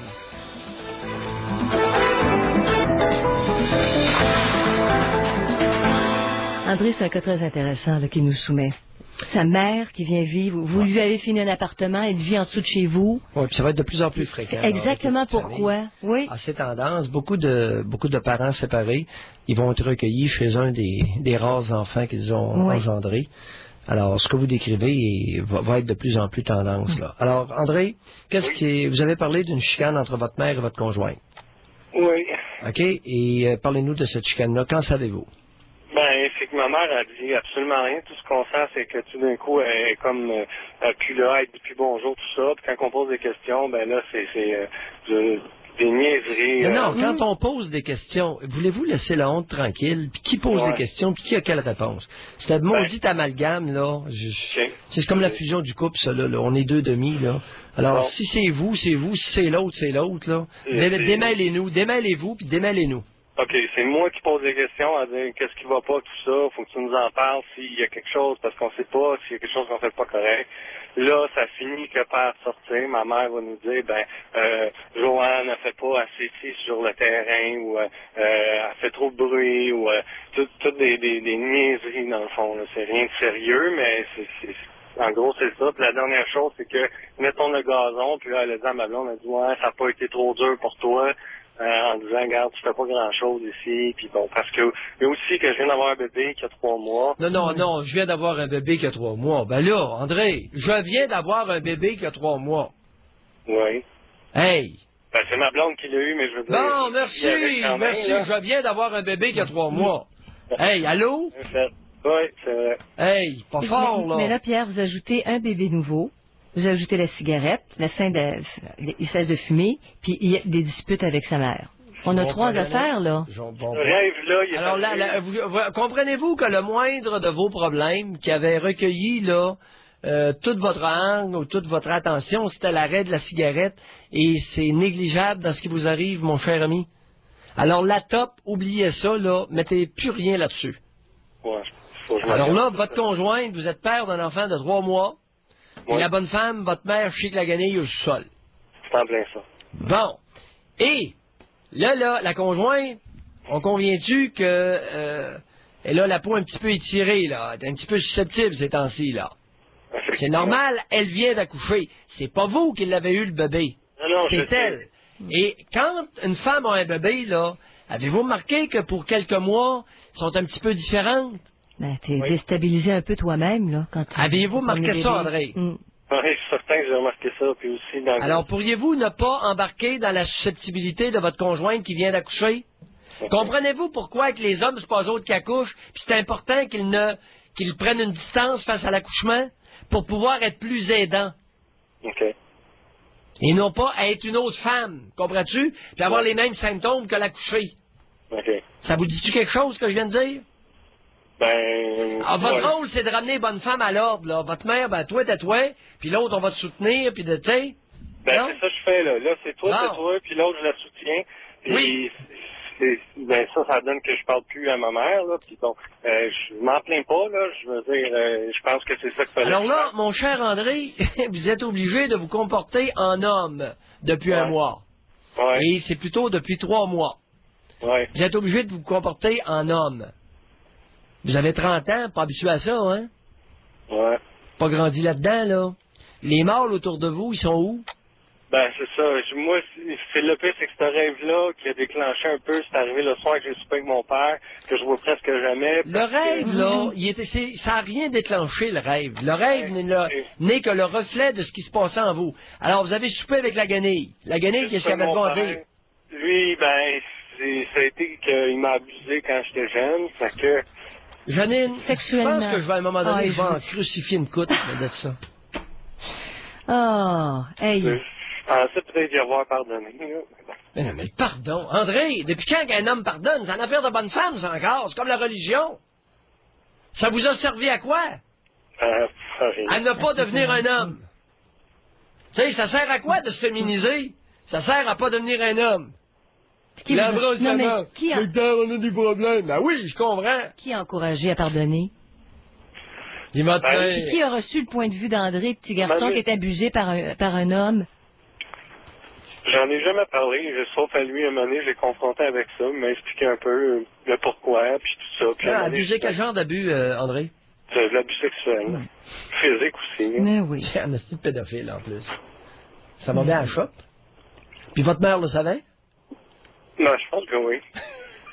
Ah non, certain. Oh, bon. Ah, pas de la galère! Ouais. Hey, ça fait, Il André... y a quelques petites raisons de faire de l'angoisse, hein? Oui, ça fait un Québec fort. Non, mais André, vous n'avez pas le choix. Qu'est-ce que Le je peux faire fait... pour ça? Pardon? Qu'est-ce que je peux faire pour ça? Devenir un homme. Puis arrêtez de vous lamenter puis de pleurnicher. Alors, vous avez 30 ans, il faut que vous deveniez un homme. C'est ça qui est la game. Il n'y a jamais personne qui vous a dit ça, hein? Non, je pensais pas que c'était si simple que ça. Ben oui, depuis quand devenir un homme, c'est facile? Ouais. C'est de regarder Hey. en face ce qui nous est arrivé. Ben oui. Puis analyser la situation actuelle. C'est ça. tout ça. Au lieu de dire, ben, je viens d'avoir un bébé, c'est que ma conjointe vient d'avoir un bébé, et sacrement, ça l'affecte dans son humeur. Oui. Puis c'est votre job de la soutenir. Hey, c'est pas tout à fait le même langage, hein? Ben, ça, je pense, je l'avais compris, parce que je la soutiens comme l'histoire du gazon, c'est parce que je donne un break, j'ai dit, tiens, occupe-toi de toi surtout, puis de l'enfant. Moi, je fais le reste, je m'occupe du reste. Mais là, ma mère, elle trouve qu'elle en fait pas assez, fait que là... Non, hey, la vieille, elle là. Ça, Ben, là, c'est ça, motte, c'est vous... ça. Elle pèse combien, votre mère? Ouais, je sais pas, elle est pas petite, en tout cas. Elle pèse combien? Je sais pas, j'ai aucune idée, là. À peu près. 100, à peu près. Pardon? 200. 200 minimum. Ah, c'est pour ça. Pourquoi que je vous demande le poids de votre mère? Je sais pas. Allez, écoutez, je sais pas. C'est parce que là, vous avez un maudit fardeau sur les bras. La grosse, il n'y a personne qui en veut. Puis la grosse, c'est dur à envoyer dans des activités à 200 livres. Ouais. Comprenez-vous? Vous êtes collé, vous avez un maudit gros problème sur les bras. Pourquoi vous pensez que je fais pestifère autant contre la graisse? C'est un handicap. En plus, votre mère est handicapée. Vous avez une conjointe qui vient d'avoir un bébé qui a toute une délicatesse, qui a des sauts d'humeur, qui doit se réajuster. Puis la grosse qui picasse en dessous. Hey, la grosse, là, OK, elle a fait sa vie. Vous y mettez le clapet solide. Ben, OK? Il faut pas Sinon, elle décrisse. Vous connaissez le verbe décrisser? Parce qu'André doit pas rater sa vie à lui. Est-ce que vous savez ce que ça veut dire, décrisser? J'ai mis ma maison à vendre, je pense que c'est assez clair, là. Je vends la maison, là, ça c'est sûr, là. Merci. Mais... Alors, plutôt que de faire décrisser à bonne femme, on vend la maison. Puis on va se réinstaller ailleurs. C'est ça. Et oui. Dans du plus petit? Le gros paquet en bas, là, on ne traîne plus ça. D'accord? Ça c'est clair. Bye!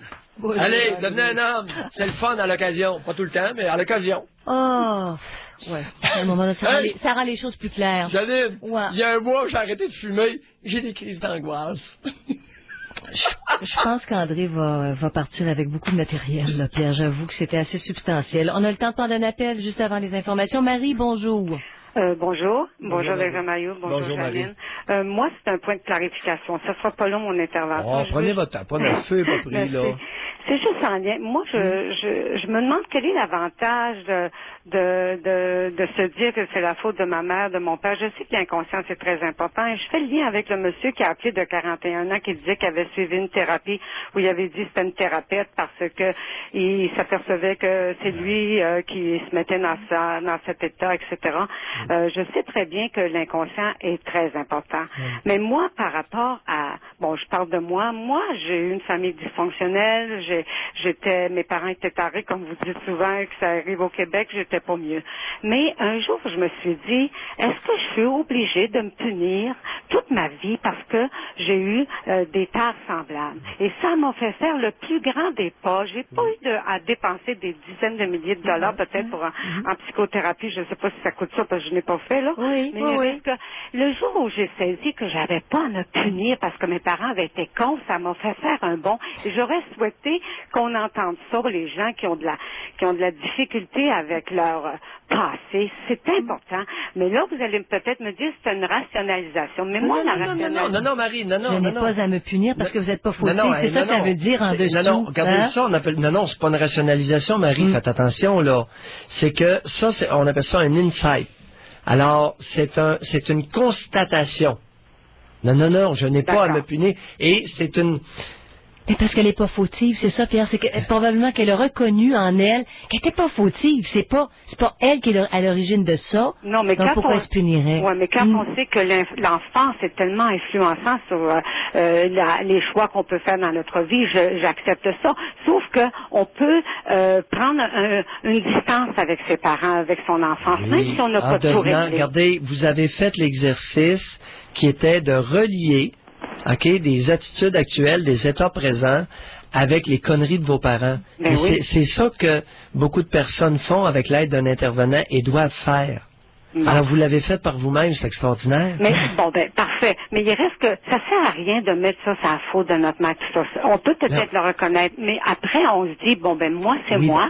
Et moi, je marche en avant. Et ça nous met pas à l'abri des erreurs. Non, on peut en faire. La première étape est extrêmement importante. Et vous l'avez dit, je viens de l'écrire, vous avez dit, j'ai pas à me punir parce que mes parents ont été cons. Non. C'est important, cette étape-là, si elle est vraie. OK, c'est ça que je voulais dire. Oui, et si tant que l'adulte nie ce lien-là, il est fourré à l'os. C'est vrai. À 20 ans, je niais ça. Bon! C'est vrai. À 100%, je voulais pas reconnaître ça. C'est vrai, vous avez raison. C'est ça, et le jour où je l'ai reconnu... C'est ça que je m'époumonne. C'est vrai. C'est dur à 20 ans de faire ça. Parce qu'on a de l'orgueil de nos parents. Moi, j'ai voulu sauver mes parents une bonne partie de ma vie. Ah oui. Parce que c'est une partie de... Nos parents sont une partie de nous. Alors, on est obligé de nier une partie de nous d'une certaine façon. C'est tellement humiliant, Marie, d'arriver au constat, quand c'est vrai, que... nos parents ont été cons, là. C'est tellement humiliant et souffrant. Mais moi, ça m'a pas fait ça, Dr. Maillot. Ça m'a vraiment pas fait ça. Parce que je me sentais comme vraiment pas responsable d'eux, assez jeune probablement, parce qu'ils m'ont tellement mis responsable. J'étais la plus vieille des familles. C'est moi qui menais chez nous. Et puis, je trouvais ça désolant et ça m'a troublé. Mais un jour, je me suis aperçu que c'était pas correct. Et j'ai fait un grand bout de chemin. C'est en plein ça. Ça m'a pris du temps, par exemple, 27 ans. C'est une grande thérapie, une autothérapie. Ah oui. Alors, merci beaucoup et je vous souhaite une bonne après-midi. Merci, Marie. Bye, Marie.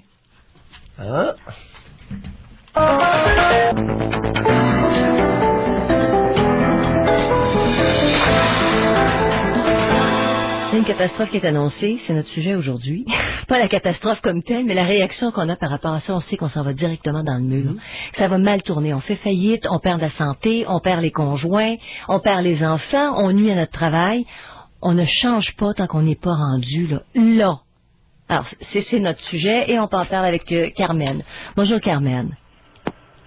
Bonjour, Carmen. Oui, allô? Bonjour. Bonjour, félicitations pour votre émission. Merci. C'est la première fois que j'appelle, là, je suis super nerveuse. Bienvenue. Merci. OK, moi, mon sujet, c'est mes relations avec les hommes. Je deviens super dépendante. Expliquez-vous. OK, je fais une rencontre avec un homme. Puis si l'homme moindrement m'intéresse, en l'espace de 2 semaines de fréquentation, je vais devenir comme j'attends son appel. Puis quand son appel vient pas, ça vient me chercher en dedans comme je me sens abandonnée. Je fais de l'insomnie, ça coupe mon appétit. Puis là, présentement, je suis en vacances, puis je suis même pas capable de relaxer. Parce que vous êtes partie toute seule en vacances et vous n'avez pas appelé avant que vous partiez? C'est ça le contexte? C'est quoi? C'est que je me suis embarquée trop vite. Dans le fond, c'est un homme que je connais pas. Peut-être qu'il est en train de m'embarquer, peut-être qu'il me compte un paquet de menteries. Quel âge avez-vous, Carmen? J'ai 41 ans. Je pensais que vous en aviez 18, excusez-moi. Vous avez 41 ans. Et quel âge a l'homme inconnu? Il a 39 ans. Un homme de votre âge. Oui. c'est comme, à chaque fois, je me dis, OK, je vais me sevrer, puis la prochaine fois, c'est comme, je ferai pas, c'est comme, genre, je réadopterai pas les mêmes comportements. Non, je pense que votre plan de match est voué à l'échec. J'en ai comme aucun contrôle. Carmen, oui. Je pense que votre plan de match est voué à l'échec. Ce qui veut dire? Ce qui veut dire que c'est pas la bonne, c'est pas la bonne façon de réagir. Alors, vous constatez quelque chose, là, que vous êtes immature, vous êtes comme un enfant. Vous êtes comme un enfant de 6 ans. Je me sens abandonné, je perds le sommeil puis je perds l'appétit. Alors, au fait, perdez-vous votre libido? Non. Oh, vous perdez le sommeil, vous perdez l'appétit, vous vous sentez abandonné, mais vous ne perdez pas la libido. Ben, je veux dire, j'ai pas, je pense que ça fait comme c'est là, Non, mais lorsque vous attendez l'appel, là, puis vous perdez le sommeil, vous perdez l'appétit, le goût du sexe, ça le perdez-vous? Ben, peut-être que oui, peut-être que non. Ben là, vous ne mettrez pas le doigt pour aller voir, là. Il faudra que quelqu'un le sache. Vous sentez-vous? Tu sais, vous avez 41 ans, là. Vous devez savoir. Peut-être que je perds ma libido, peut-être que pas. Y a-t-il quelque chose de sexuel qui se passe à cette période-là, quand non, vous avez votre appétit pour le sexe, le goût de copuler, elle perdez-vous quand vous perdez l'appétit et le sommeil? L'appétit et le sommeil, ou si vous le perdez pas, vous devez le savoir, ça. Ça se sent, non? Non, je le perds, non. Ben, je ne le perds pas. Bon, on a établi ça. Alors, la suite. C'est comme, j'essaie de faire de l'introspection. Je me dis, quelles questions est-ce que j'ai à me poser ou non. à apprendre? Il y a une seule question, c'est quoi votre âge mental? Vous êtes rendu où émotivement? Ben, quel âge avez-vous émotivement? Je me sens comme un enfant qui... Oui, qui a quel âge? Besoin d'affection. Qui a quel âge, le petit enfant? 5 ans peut-être. 5 ans, si peu que ça? Eh oui, le problème est là. Le problème, c'est pas de se planifier en regard des relations actuelles, c'est de grandir, parce que on n'est pas grande intérieurement, n'est-ce pas, Carmen? On est une petite fille. Ben oui, on est une petite fille dans un corps de femme. Alors, la vulve continue à se faire aller, mais le reste suit pas. Et vous avez la vulve d'une femme adulte, mais l'intériorité d'une enfant. Puis une enfant qui n'est pas vieille, là, c'est vous qui avez 5 ans, là. Mais là, c'est comme, qu'est-ce que je peux faire pour... Bon, il s'est passé quoi dans votre vie à 5 ans? J'en ai... Mes premiers contacts avec les hommes... Non, il s'est passé quoi dans votre vie à 5 ans? À moins que vous fréquentiez des hommes adultes à 5 ans? Non. Il y a des hommes adultes qui vous faisaient des choses à 5 ans? Non. Bon, parlez-nous de votre vie à 5 ans. À 5 ans? Oui, parce que c'est bloqué là. Comprenez-vous, c'est pas bien compliqué l'exercice. Vous êtes jamais à 5 ans émotivement. Alors là, qu'est-ce qui s'est passé à 5 ans pour que je bloque à 5 ans? Vous comprenez mon raisonnement? Oui. Bon, c'est pas plus chinois que ça, là. Tu sais, je prends pas un grand cours universitaire pour ça, là. Qu'est-ce qui s'est passé dans votre vie à 5 ans? Pour que tout bloque là? Je pense, à 5 ans, que je me souviens, je trouvais plus difficile quand j'étais séparée de ma mère. Qu'est-ce que c'est ça, la séparation de la mère à 5 ans? Quand j'ai commencé l'école, je m'en souviens vaguement, là, monsieur, ma mère m'a raconté ça après. Oui. À l'école, c'est ça, je fonctionnais pas bien, elle m'avait emmené voir le médecin. Bon. Le médecin, parce que je mangeais pas, le médecin, il avait dit, ben... Pauvre petite puce. Si tu vois qu'elle passe pas à travers par Noël, retire-la de l'école. Oui. Mais pourquoi au juge, je ne sais pas. Bon. C'est sûr que c'est un drame dans la vie de quelqu'un, Carmen. C'est pour ça que je vous dis, lâchez les hommes, là. C'est pas à cause d'eux autres, puis arrêtez de jouer avec... tu sais, faut grandir avant de vouloir vivre une vie intime avec un homme. Tu sais, on peut pas être une petite fille dans son cœur, une femme dans sa vulve, puis aller copuler avec un homme, ça marchera jamais. Ah, pourquoi, là? Oui, alors là, vous mangiez pas. Qu'est-ce qui s'est passé avec cette histoire-là? Ben, c'est quand même très sérieux, là. Une petite puce qui commence l'école à 5 ans, elle perd l'appétit, elle mange plus. La mère est paniquée, l'amène chez le docteur. Hey, c'est quelque chose, là. Ça va jusqu'à suggérer de la retirer de l'école. Ben oui, qu'est-ce qui se passait, là? Mais là, je sais pas ce qui se passait, comme... Comment vous vous sentez, là, actuellement? Vous avez le moton, là? Je me sens triste. Je me sens triste. Je me sens comme...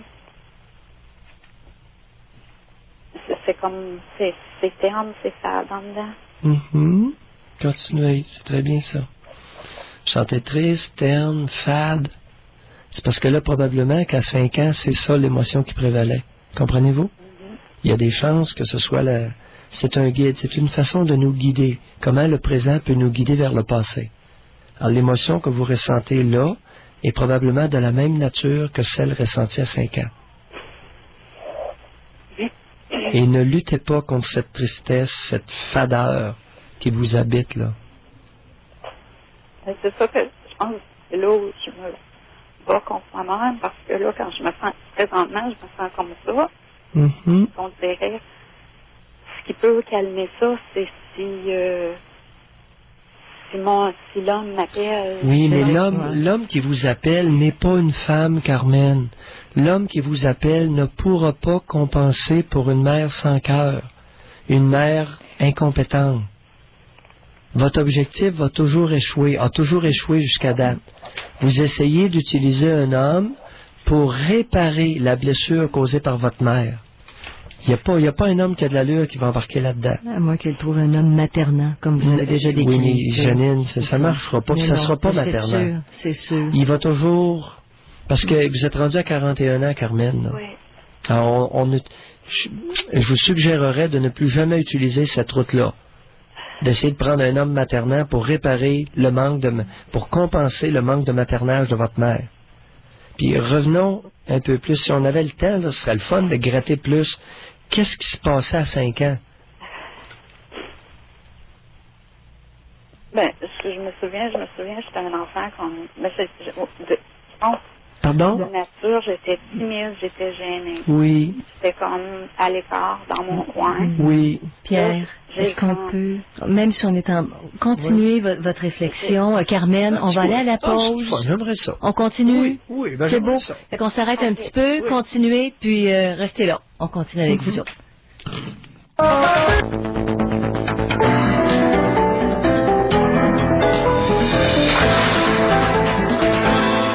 On poursuit avec Carmen.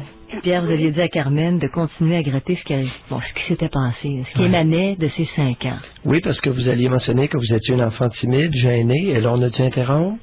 Raconte un petit peu plus. OK. C'est plus ce que je me souviens de mon enfance. On est 5 enfants dans la famille, mais je joue quand même avec ma petite sœur. À l'école, je suis très timide. Oui. Je grandis, je me fais quelques amis, puis là, au début de mon adolescence, puis je vais passer des fins de semaine chez mon ami, mais là, son grand frère m'initie à la sexualité. Ben oui, grand frère qui avait quel âge? Il y avait 18 ans. Il y avait plusieurs années que vous. Et vous aviez quel âge? Moi, j'avais 13 ans. Ben oui. Puis, mais l'appareil, c'est que comme ça s'est répété. Quand on parle d'initiation, on parle de quoi? Ça a commencé par la fellation, puis à un moment donné, c'était un rapport complet. C'est vrai. Vous aviez quel âge? Là, moi, comme j'en parlais pas à personne. Oui. Quel âge aviez-vous lors du rapport complet?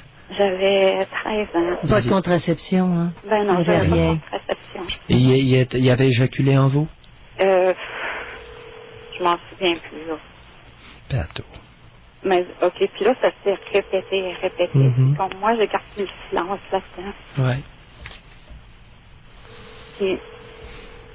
Et où étaient les parents de ce garçon-là?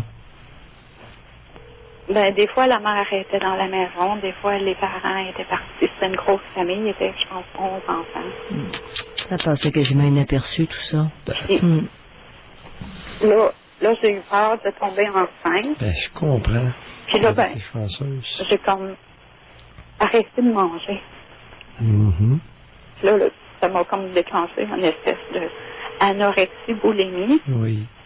Puis là, à un moment donné, ma mère m'a emmenée chez le médecin parce que j'avais arrêté d'avoir mes périodes. Oui, vous aviez arrêté d'être menstruée, oui. Puis comme je suis assez grande, je mesure 5 pieds 8, puis je pèse 600 livres. Puis là, ma mère... moins de 100 livres. Ouais.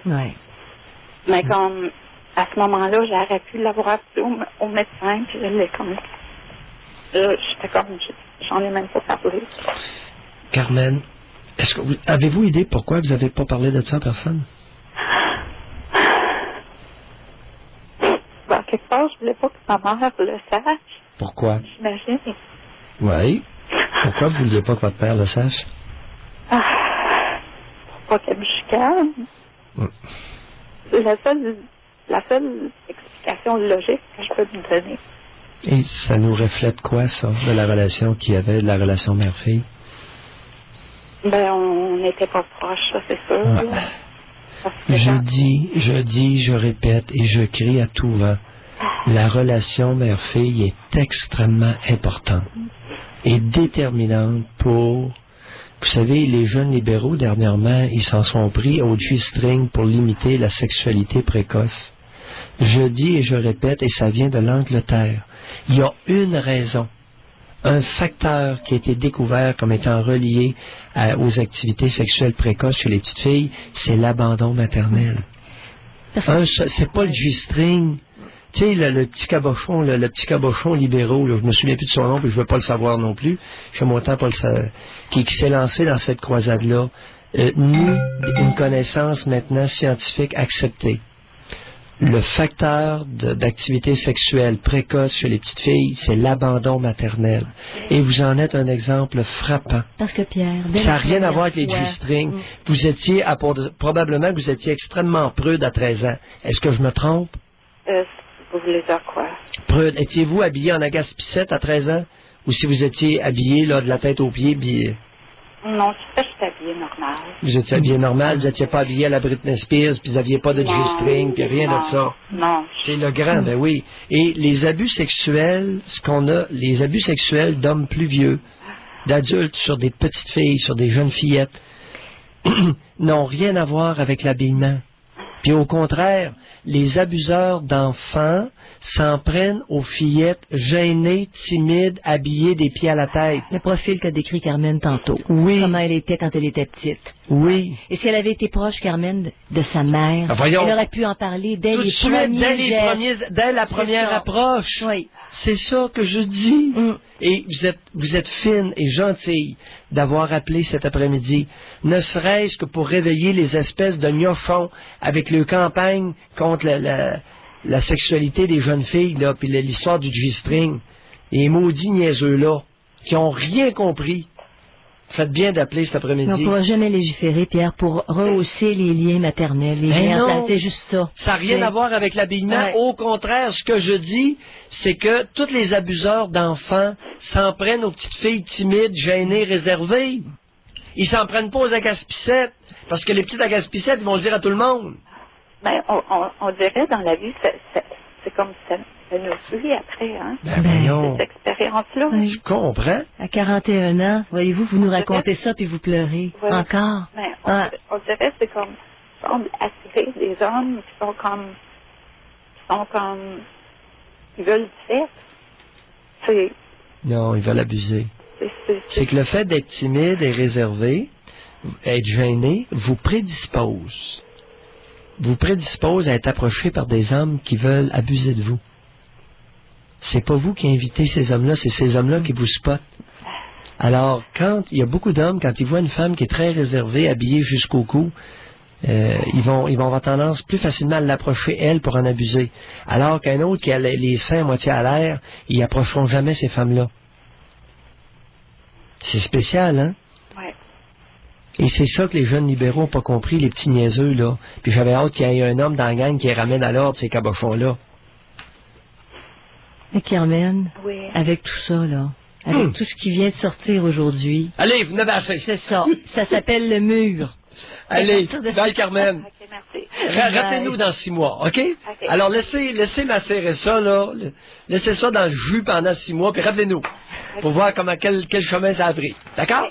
Merci. Ça avait été fine. C'est pas ce qu'on appelle T'as-tu compris? C'est pas ce qu'on appelle une thérapie, Pierre Mailloux. Bon. J'ai pas de thérapie là-dedans. Non. On a échangé. Mais c'est ça. C'est un échange. Aller au fond des choses. Oui. On a échangé sur elle. Alors, Pierre, on va revenir sur un point qui est sorti dans l'émission. Oui. Les autres sont responsables de ce qui nous arrive tant qu'on n'a pas pris la mesure de ce qui s'est passé. Est-ce que ça se peut? Ah, c'est mon don des cellulaires. Tous les jours. Non, deux fois. Je m'excuse. Bon, oui. Répète ta question, Jeanne. Oui. Je m'excuse, là. Bon. Il y a Marie, tantôt, qui a appelé. Oui. C'est vrai. Quelqu'un qui prend l'émission une fois de temps en temps dit, c'est toujours la faute des parents. Ça, souvent, ça revient, même dans des courriels. C'est la faute des parents, OK? Jusqu'à ce qu'on décide que on a identifié ça et qu'on prend notre affaire en main. Oui. C'est ça. À partir de ce moment-là, il cesse d'être responsable dans notre esprit. Oui, c'est ça. Pierre, le lien. Tu comprends un peu le lien, ma campagne anti-religion. C'est pour permettre aux individus de développer leur sens critique. À partir du moment où Marie a réussi, après 27 ans, à développer son sens critique, qu'est-ce qu'elle a fait? Elle a dit, elle a fait un lien. J'ai pas à me punir parce que mes parents ont été cons. Oui. Elle a fait un lien dans sa tête. Oui. Alors, mon inconscient, tu vas arrêter de faire en sorte que je m'auto-flagelle parce que ces maillets-là ont été des incompétents avec moi. Puis en plus, elle a arrêté de leur mettre la responsabilité. Alors, d'où l'importance de promouvoir le sens critique pour permettre aux individus d'être eux-mêmes. Oui, mais il faut... C'est parce que ça passe par le phénomène de pointer les responsables. Au point de départ... Et ça rentre pas dans la mentalité de beaucoup de personnes. Oui. Ça semble être un inconfort majeur. Naturellement, oui, père et mère de vivre longuement. Ça peut mettre Développons notre sens critique pour voir notre réalité telle comme elle fut. Mais pas pour les flageller jusqu'à la fin de notre vie. Non. Je l'ai, elle a simplement fait le lien comme parent, puis ça m'a emmené... Ce n'est pas à faire. Je n'ai pas d'affaire à faire ça. Parce que c'est pas moi qui est responsable. C'est tout, c'est réglé. Puis après ça, vague la galère, je deviens moi.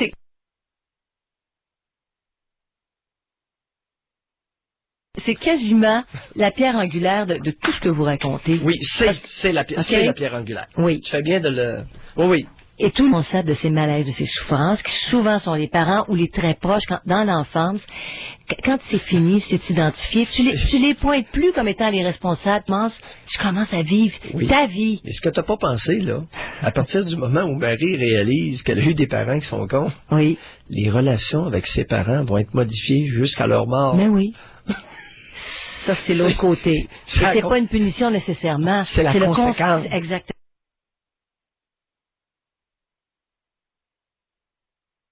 C'est la conséquence du constat. Oui. Alors, je critique pour faire les bons constats, mais ça va engendrer des conséquences, par exemple. Mais il y a des conséquences qui est la libération. Quand tu te regardes, on a, depuis qu'on est revenu, combien d'appels... Mais moi, je me sens responsable de pas être à la hauteur, je me sens responsable de pas être en relation affective, je me sens responsable. Oui. OK. Parce qu'on apprend aux gens à être responsables sur leur épaule. On apprend aux enfants au Québec à se mentir à eux-mêmes. Tu comprends? Ben oui. Pour cacher la vraie responsabilité. Regarde, je peux pas être responsable de mon éducation. Sacrément, c'est mes parents et tout le monde qui m'entourait qui sont responsables de... Du moment où tu as mis tout ça au clair, là, tu es responsable de toi-même. Mais je suis responsable de faire les constats qui s'imposent.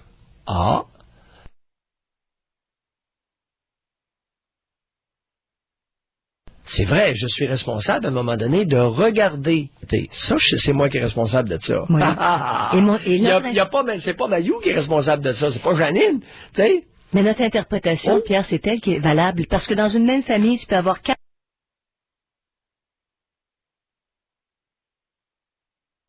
enfants, ils vont pas faire les mêmes constats. Oui, je vois